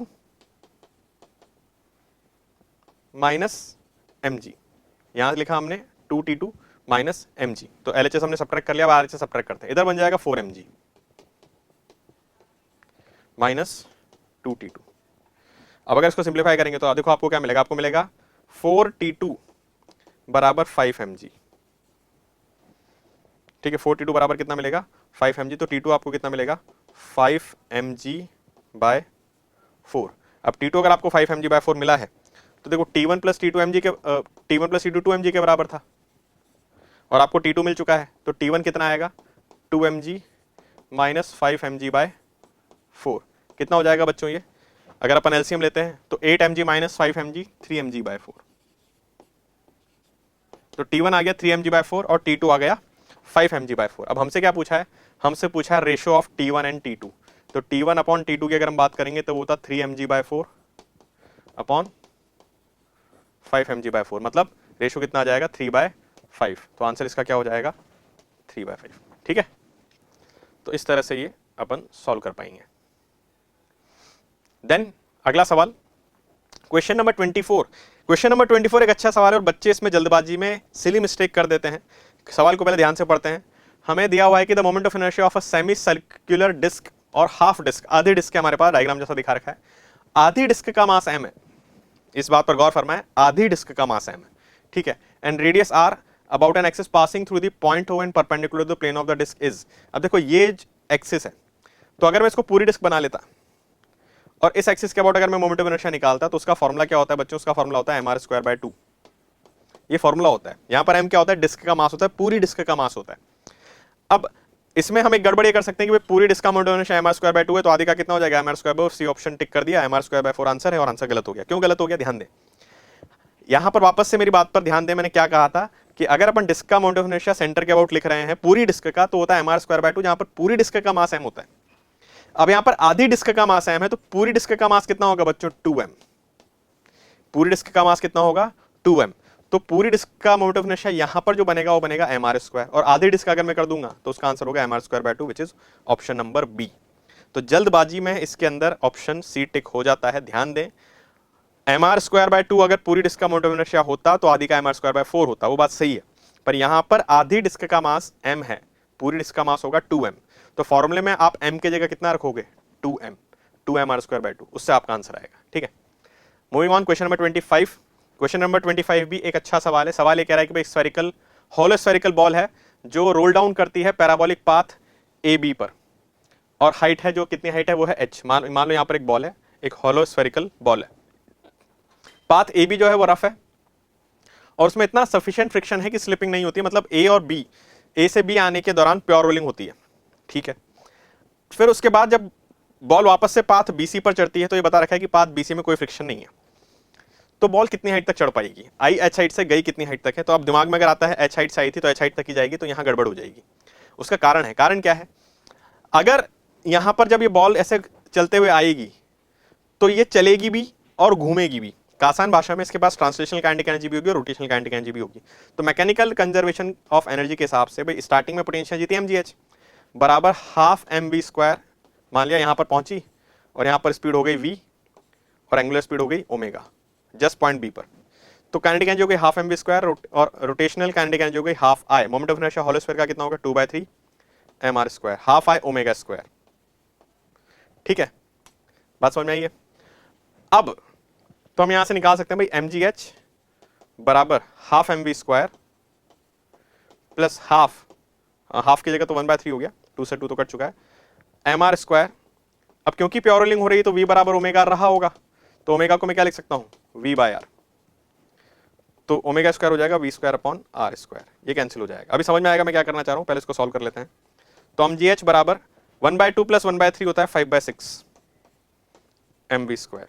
तो मैंने mv² की वैल्यू निकाल के रख ली। यहां पर क्यों निकाल के रखी थोड़ी देर में समझ में आएगा, 6 mgh/5। अब देखो होगा क्या, जब ये बॉल वापस ऊपर चढ़ने लगेगी तो क्या पाथ बीसी पर भी प्योर रोलिंग होगी? देखो पाथ बीसी स्मूथ सरफेस है, वहां पर फ्रिक्शन है नहीं। अब फ्रिक्शन अगर है नहीं तो इसको जो एकमात्र टॉर्क देने वाली फोर्स थी वो भी गायब हो गई। क्यों? जैसे मान लो यहां पर है, अब इस पर क्या क्या फोर्स लगेंगे? नॉर्मल और mg भी सेंटर से पास करेगा, नॉर्मल भी सेंटर से ही पास करेगा, तो सेंटर के अबाउट नॉर्मल और mg का टॉर्क तो जीरो हो गया। फ्रिक्शन है नहीं, अगर फ्रिक्शन होता है यहां पर तो फ्रिक्शन जो है वो किसी तरह से लग के इसके ऊपर टॉर्क क्रिएट कर सकता था, पर वैसा होगा नहीं। अब दूसरी बात आती है कि अगर टॉर्क नहीं है तो क्या नहीं होगा? एंगुलर एक्सेलरेशन नहीं होगा। एंगुलर एक्सेलरेशन नहीं होगा तो एंगुलर एक्सेलरेशन 0 होने पर ओमेगा क्या रहता है? कांस्टेंट रहता है, मतलब इसका ओमेगा बदलेगा ही नहीं। तो जब यहां से यहां आया था तो इसने अपनी पोटेंशियल एनर्जी को दो टुकड़ों में तोड़ा, काइनेटिक एनर्जी और ट्रांसलेशनल काइनेटिक एनर्जी और रोटेशनल काइनेटिक एनर्जी। पर जब यहां से ऊपर चढ़ने लगेगा तो वापस से इसकी काइनेटिक एनर्जी कन्वर्ट होगी किसमें? पोटेंशियल में। पर कौन सी वाली? Only and only translational kinetic energy, क्योंकि जो रोटेशनल काइनेटिक एनर्जी है हाफ आई ओमेगा², वो अपने पास ही संभाल के रखेगा। क्यों? क्योंकि इसका ओमेगा चेंज नहीं हो पाएगा। तो जब ये ऊपर चढ़ेगा तो सिर्फ हाफ mv² का जो पार्ट था, ट्रांसलेशनल काइनेटिक एनर्जी वाला जो पार्ट था, वही कन्वर्ट होगा पोटेंशियल एनर्जी mgh' में, और h' हमने मान लिया कि इसकी नई हाइट है। अब mv² की वैल्यू डाल देते हैं यहां पर 1/2 इंटू 6 mgh/5 बराबर mgh'। मास से मास, जी से जी उड़ा दें तो बच्चों आपको h' की वैल्यू कितनी मिल जाएगी? h' आपको मिल जाएगा 3h/5। तो 3h/5 हाइट तक ही ये जा पाएगा बचा हुआ part of kinetic energy in form of rotational kinetic energy इसके अंदर ही रहेगा। तो ये ऐसे घूमता हुआ आएगा, पर जब ऊपर जाएगा तो ऐसे घूमता घूमता ही ऊपर जाएगा, फिर ऐसे घूमता घूमता उसी सेंस में नीचे आ जाएगा। ठीक है, ओमेगा इसका नहीं बदल पाएगा। Then question number 26। Question number 26 एक इजी क्वेश्चन है, आपने किया भी होगा इसको, बट अगेन इंपॉर्टेंट भी है क्योंकि कॉन्सेप्चुअल है। क्वेश्चन क्या कह रहा है? A solid cylinder is rolling without slipping with velocity of centre of mass v and angular velocity about its centre of mass omega. तो एक प्योर रोल करता हुआ सॉलिड सिलेंडर जो है वो जा रहा है, रफ सरफेस होगा या जैसा भी सरफेस होगा, रफ जरूरी नहीं है, बट अगर प्योर रोलिंग हो रही है तो v बराबर ओमेगा आर की सिचुएशन होगी, और प्योर रोल करता हुआ सामने एक दीवार से जाके टकरा जाता है। ठीक है, if it collides with the frictionless vertical wall, सामने वाली जो वॉल है उससे टकराएगा और उस वॉल पर कोई फ्रिक्शन भी नहीं है। तो अगर इसका जो कोलिजन है दीवार के साथ वो कैसा होता है? वो इसका कोलिजन हम अगर मान लें कि इलास्टिक कोलिजन है, तो कोलिजन के बाद जो है इसकी वेलोसिटी और इसकी एंगुलर वेलोसिटी क्या हो सकती है? ठीक है, तो यहां पर अगर अपन बात करते हैं कि भाई कोलिजन के बाद क्या होगा, तो अगेन v और ओमेगा चेंज करने की क्षमता रखते हैं। v तब चेंज होगा जब फोर्स लगे, और ओमेगा तब चेंज होगा जब टॉर्क आए। अब यहां पर जब ये दीवार से कोलाइड करेगा, ऐसे मान लो कि ये सिलेंडर है जो दीवार से जाके टकराता है, तो दीवार इस पर एक नॉर्मल फोर्स लगाएगी इस तरफ, मान लो नॉर्मल बाय वॉल। एक नॉर्मल ग्राउंड ऊपर लगा ही रहा था जो बैलेंस हो रहा था mg से, तो ये दोनों फोर्स तो बैलेंस रहेंगे, पर जब टकराएगा तो नॉर्मल बाय वॉल जो है वो इसका एक फोर्स लगेगा, तो इसकी वेलोसिटी इस डायरेक्शन में थी, टकराने के बाद ये लौटेगा। ठीक है, अच्छा ओमेगा का क्या हुआ? ओमेगा चेंज करने के लिए हमको क्या चाहिए? अगेन टॉर्क चाहिए। अब सेंटर के अबाउट अगर मैं टॉर्क लिखता हूं तो mg भी सेंटर से पास कर गया, नॉर्मल बाय वॉल भी सेंटर से पास कर गया, और नॉर्मल बाय ग्राउंड भी सेंटर से पास कर गया, तो सारे ही तीनों फोर्स जो है वो सेंटर से पास करेंगे, तो कोई टॉर्क आएगा ही नहीं। तो अगेन क्या होगा? ये ऐसे टकराते टकराते ऐसे घूमते घूमते दीवार से टकराएगा और उसी सेंस में घूमते घूमते वापस चला जाएगा। ठीक है, तो ओमेगा में कोई चेंज नहीं आएगा, तो ओमेगा तो वैसा का वैसा ही रहना चाहिए। तो माइनस ओमेगा वाले और ओमेगा बाय 2 वाले जो पार्ट हैं वो गलत हो गए, बचा एक ही पार्ट सी जो सही हो जाएगा। अब यहां पर इन्होंने कोलिजन का वैसे टाइप शायद बताया नहीं है, बट फिर भी जो लॉजिक था वो यही था कि भाई वेलोसिटी का डायरेक्शन एटलीस्ट चेंज हो जाएगा अगर कोलिजन जो है परफेक्टली इनइलास्टिक अपन नहीं मान रहे हैं। बट गिवन ऑप्शंस के अंदर जो बेस्ट पॉसिबिलिटी है वो यही है कि आंसर सी ही हो पाएगा। सी के अलावा बाकी सारे ऑप्शंस गलत हैं क्योंकि उनमें ओमेगा चेंज हो गया, ओमेगा चेंज नहीं हो पाएगा because there is no torque. Clear है बात?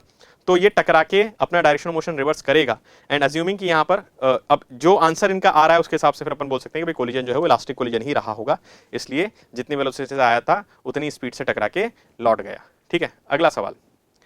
अगला सवाल भी एक कॉन्सेप्चुअल सवाल है। A uniform rod of mass m and length l is standing vertically along the y-axis on a smooth, there is no friction, smooth horizontal surface as shown। तो एक रॉड जमीन पे है जो इस तरह से रखी हुई है, ठीक है, वर्टिकली, और फ्रिक्शन है नहीं ग्राउंड के साथ।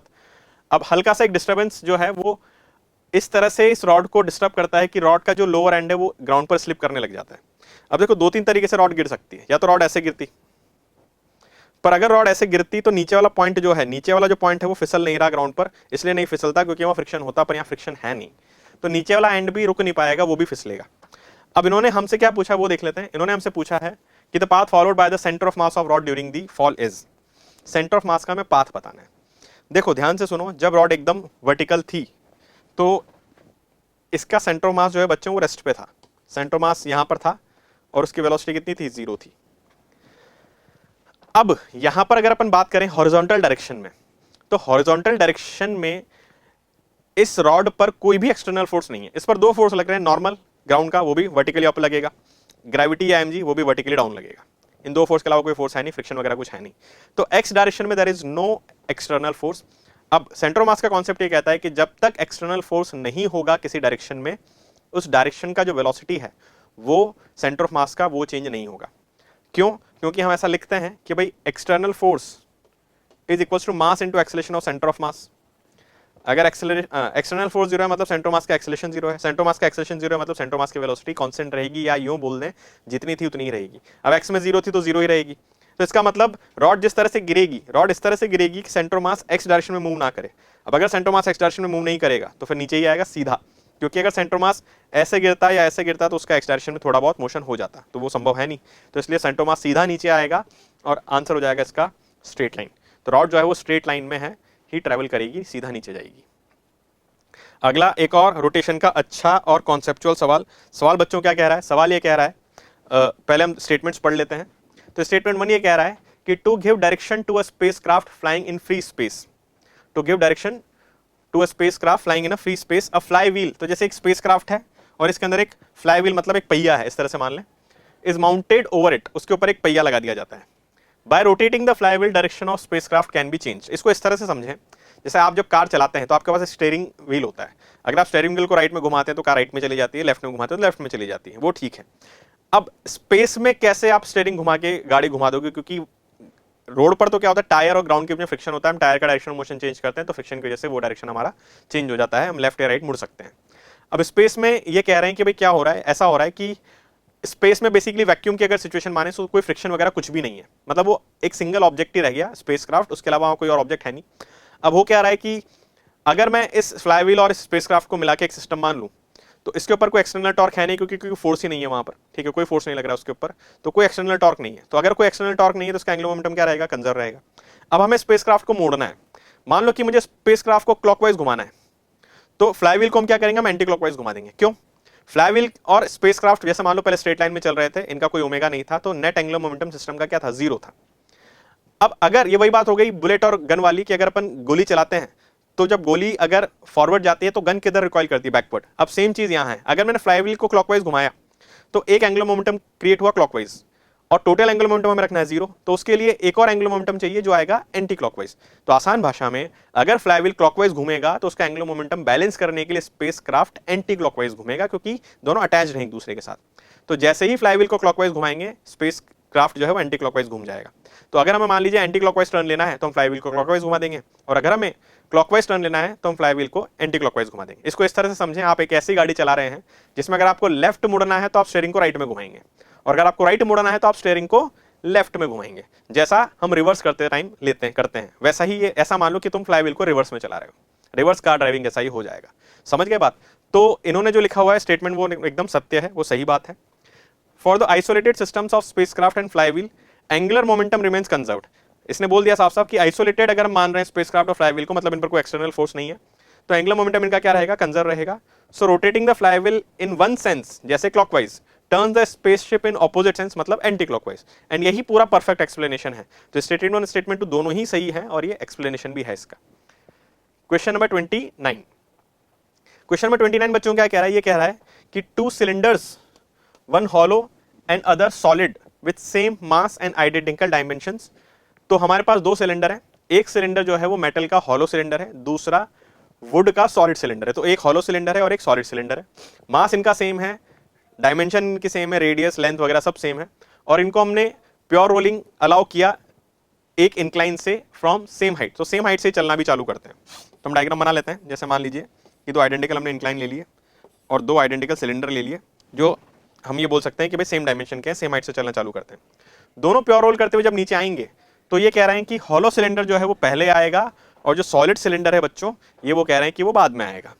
चलो देखते हैं, चेक करना पड़ेगा ये। तो स्टेटमेंट 2 क्या कह रहा है, by the principle of conservation of energy the total kinetic energies of both the cylinder are identical when they reach the bottom of the incline. ये तो सही है। जब दोनों नीचे आएंगे तो इन दोनों के पास कितनी पोटेंशियल एनर्जी थी, mgh और mgh।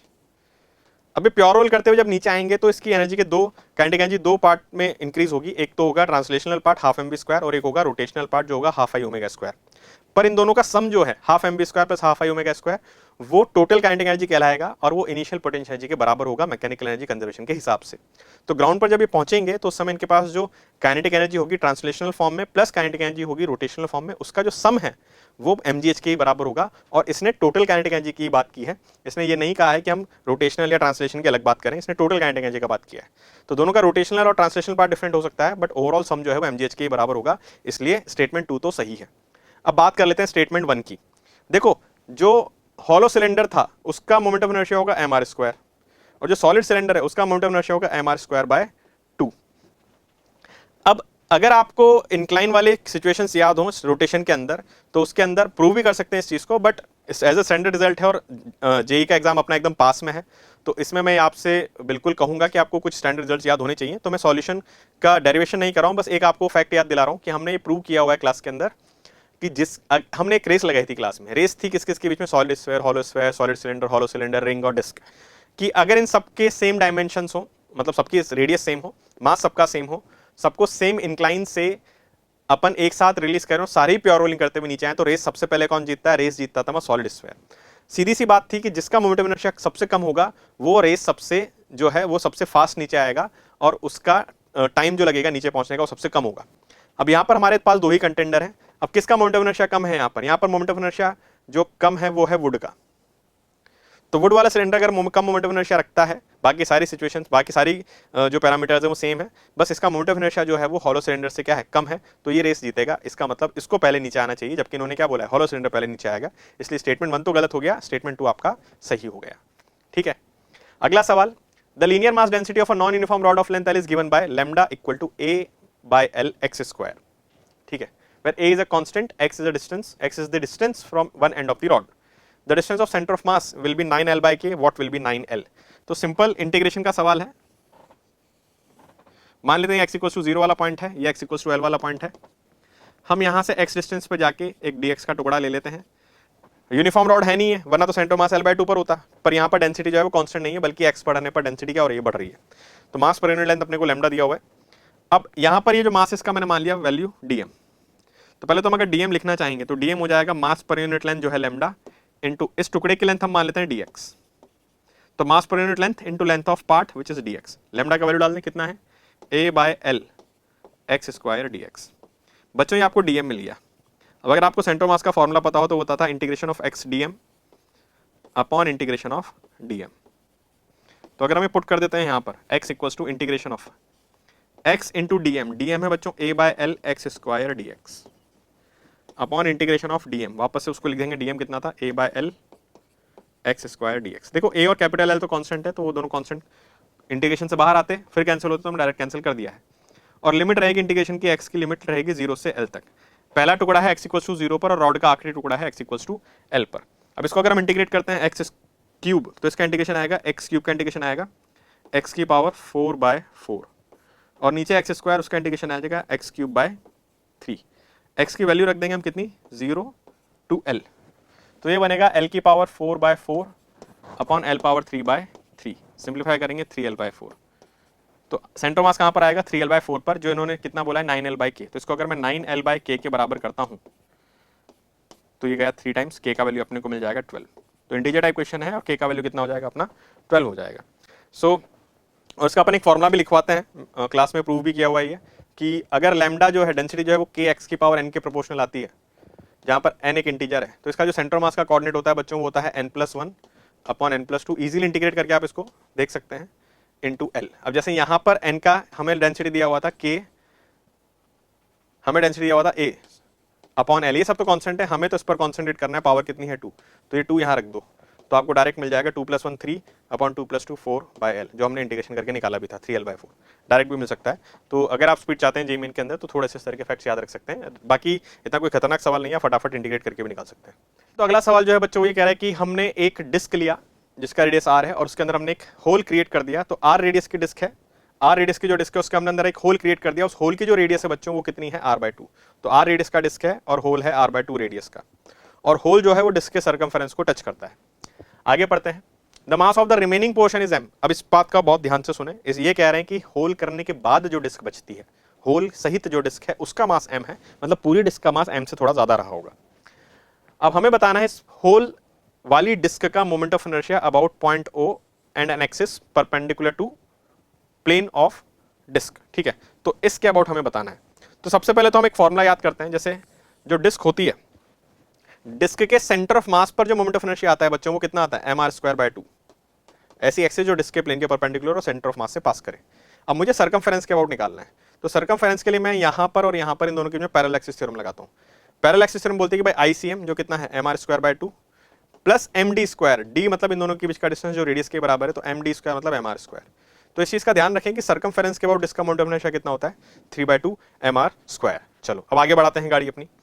अब पहले हम ये देख लेते हैं कि भाई जो डिस्क थी होल करने के बाद उसका मास m था, तो जो पूरी डिस्क होती बिना होल के उसका मास कितना होगा, और जो डिस्क हमने निकाली उसका मास कितना होगा। ऐसा क्यों करना चाह रहे हैं हम? देखो इस क्वेश्चन में करना क्या पड़ेगा, हम पहले पूरी डिस्क का मोमेंट ऑफ इनर्शिया निकाल लेंगे इस पॉइंट के अबाउट, और उसमें से जो मास हमने हटाया उसका मोमेंट ऑफ इनर्शिया भी सबट्रैक्ट कर देंगे।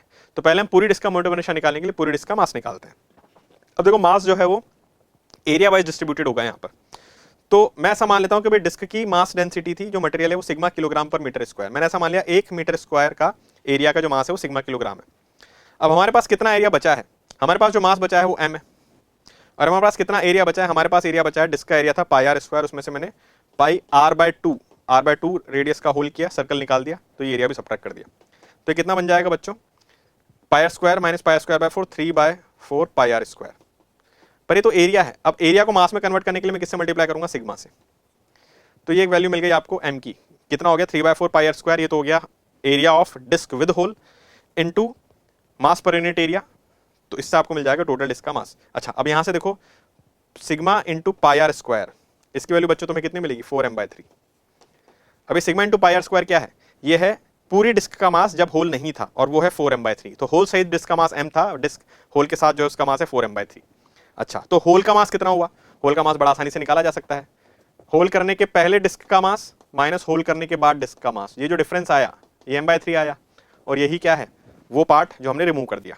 बिना होल के कितना मास था 4m/3, होल के बाद कितना मास था m, तो कितना मास हमने निकाल लिया 4m/3 minus m/3।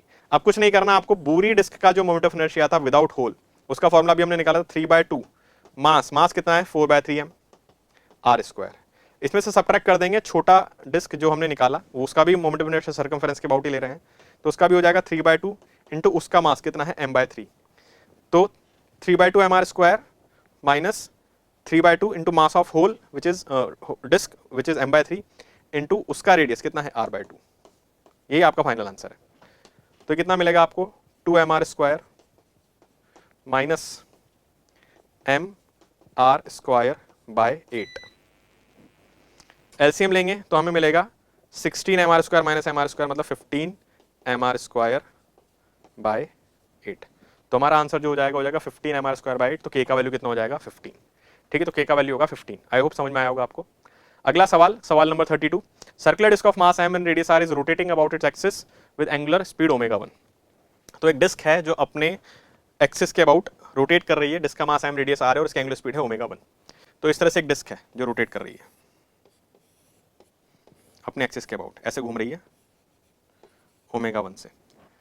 If another stationary disc having radius r/2 and same mass m, तो एक और डिस्क है, रेडियस उसकी छोटी है r/2 है पर मास उसका उतना ही है, is dropped coaxially on the top of the rotating disc. कहने का मतलब क्या है, कहने का मतलब यह है कि भाई एक छोटी डिस्क है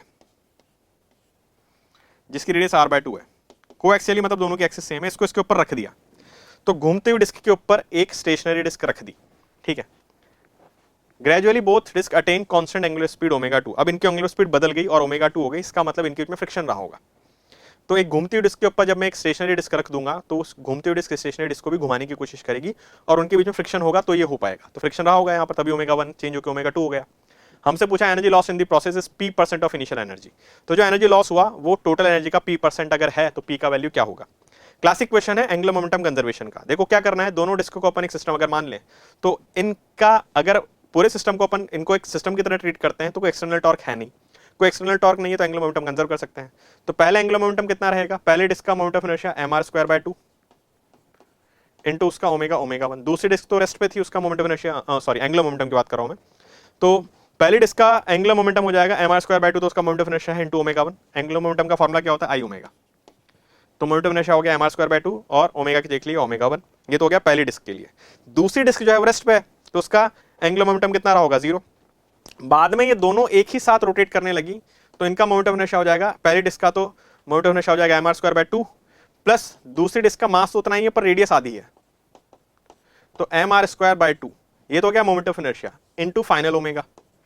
तो बच्चों वापस मैं रिपीट कर रहा हूं, एंगुलर मोमेंटम कंजर्व करना है आई ओमेगा से, तो आई ओमेगा एंगुलर मोमेंटम का फॉर्मूला है। पहले सिर्फ एक ही डिस्क रोटेट कर रही थी तो उसका मैंने एंगुलर मोमेंटम लिखा कितना, उसका moment of inertia mr square by 2 into उसका ओमेगा 1। दूसरी डिस्क रेस्ट पे थी तो उसका एंगुलर मोमेंटम 0 है।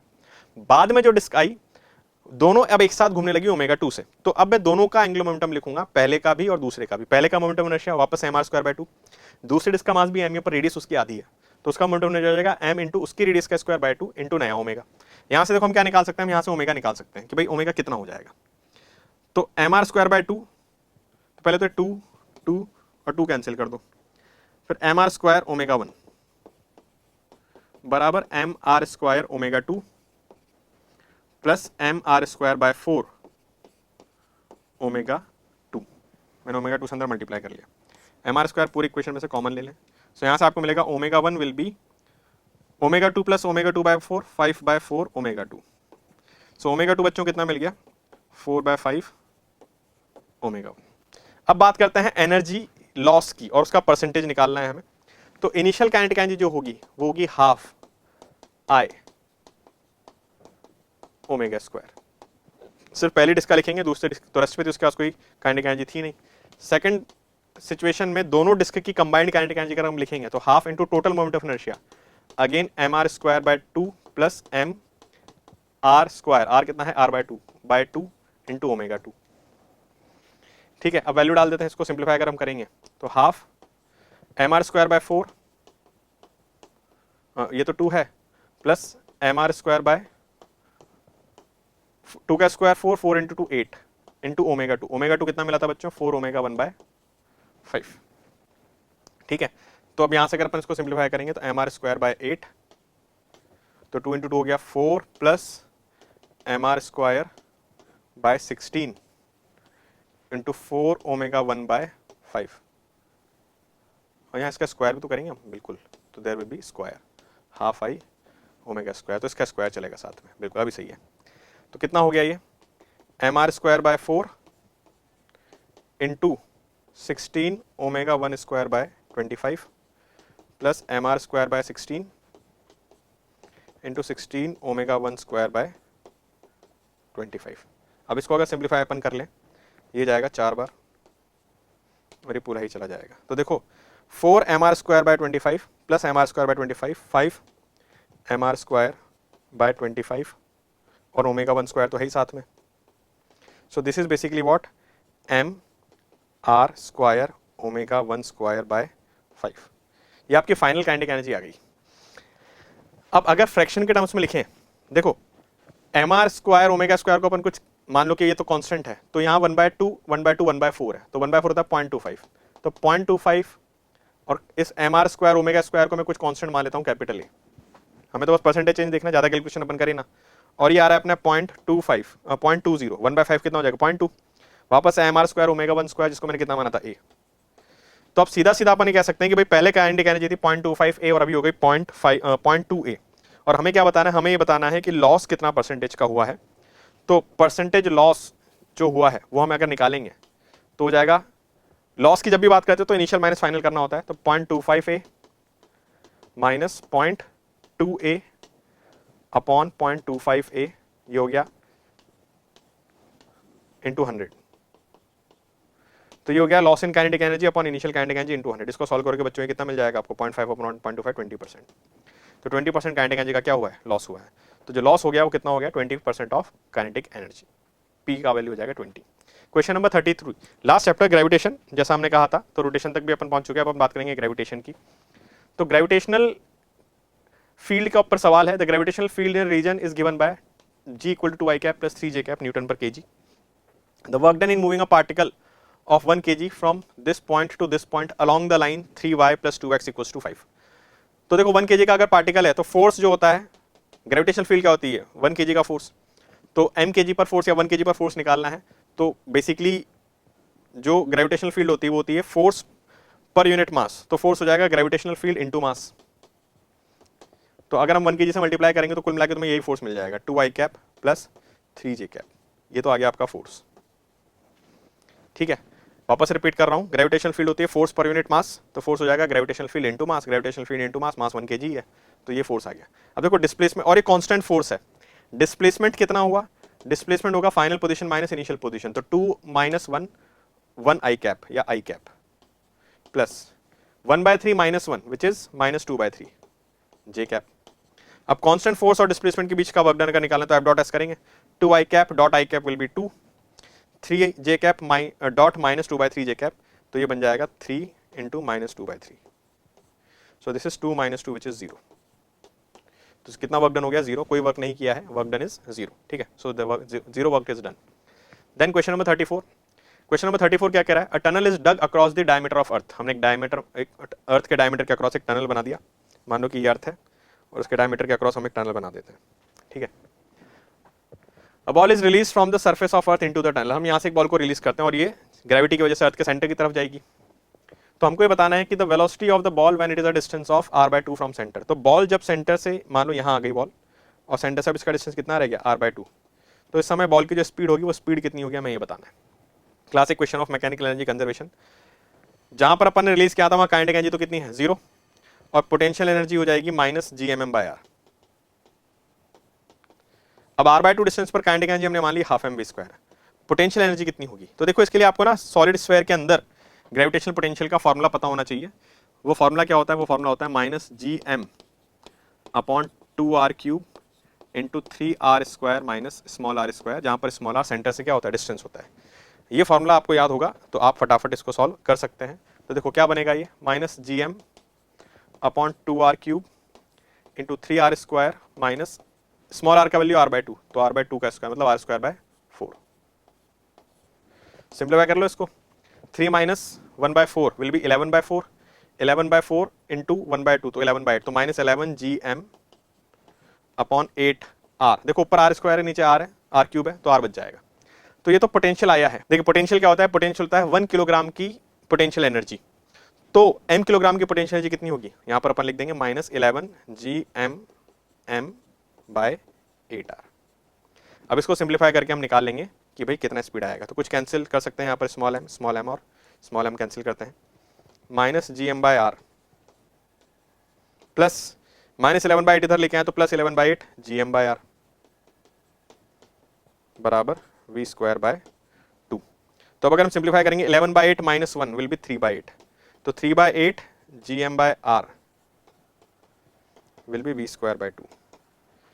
तो v²/2 बच्चों कितना आ गया, 3/8 gm/r 4 टाइम्स, तो v विल बी √3 gm/4r। तो ये हो जाएगा √3 gm/4r। Then question number 35। Question number 35 ये कह रहा है कि in a binary star system 2 stars of mass m and 3m separated by distance d, इनकी बीच का डिस्टेंस d है, rotate about their common centre of mass. तो ऐसा कहना चाह रहे हैं कि जैसे 2 स्टार हैं m मास का और 3m मास का, इनके बीच का डिस्टेंस है d, और ये अपना कॉमन सेंटर ऑफ मास जो दिख रहा है हमें कि centre of mass heavy star के क्लोज होगा, तो इसके अबाउट ही घूम रहे हैं। अब इनकी v जो है, if v is relative velocity of one और star with respect to second, तो v इनकी रिलेटिव वेलोसिटी है कुल मिला के, तो ये इस डायरेक्शन में जाएगा मान लो v1 से, तो ये इस डायरेक्शन में जाएगा v2 से। अब हमसे पूछा है कि what is there relative velocity. ठीक है, तो पहले तो v1 v2 अपन निकालें यहाँ पर कि भाई v1 v2 आएगा कितना, कैसे निकालेंगे ये। देखो यहाँ पर भी अगर इसको एक पूरा सिस्टम मान लिया जाए तो सिस्टम पर कोई एक्सटर्नल फोर्स नहीं है, ठीक है, और इनका जो सेंटर ऑफ मास है वो रेस्ट पे है। तो अगर सेंटर ऑफ मास इनका रेस्ट पे है तो उस हिसाब से अगर अपन बात करेंगे, और अपन इन दोनों के मान लो कि ये r1 रेडियस में घूम रहा है और ये r2 रेडियस में घूम रहा है, तो r1 r2 की भी अगर मैं बात करूंगा तो मान लो सेंटर मास के अबाउट अगर मैं बात करूंगा तो 2 पॉइंट मास सिस्टम है, हम क्या बोलते हैं m1 r1 किसके बराबर होगा, m2 r2, तो m r1 बराबर 3m r2, so r1 is 3 times of r2। एक और बात हमें पता है कि r1 और r2 इनके बीच का टोटल डिस्टेंस है जो d के बराबर है। तो मैं r1 को अगर 3r2 यहाँ रखता हूँ तो 3r2 plus r2 4r2 is d, r2 is d/4, तो r1 बच्चों कितना आ जाएगा 3d/4। एक तो हमें इनके बीच का ये डिस्टेंस पता चल गया। अच्छा, अब ये सर्कुलर मोशन अगर कर रहे हैं तो इनको सेंट्रीपिटल फोर्स मिलेगी कहां से, तो सेंट्रीपिटल फोर्स इनको जो मिलेगी, दोनों स्टार एक दूसरे के ऊपर ग्रेविटेशनल अट्रैक्शन फोर्स लगाएंगे, कितना लगाएंगे gm1 m2, दूसरा मास 3m है, अपॉन इनके बीच के डिस्टेंस का स्क्वायर, ये ही सेंट्रीपिटल फोर्स देगा।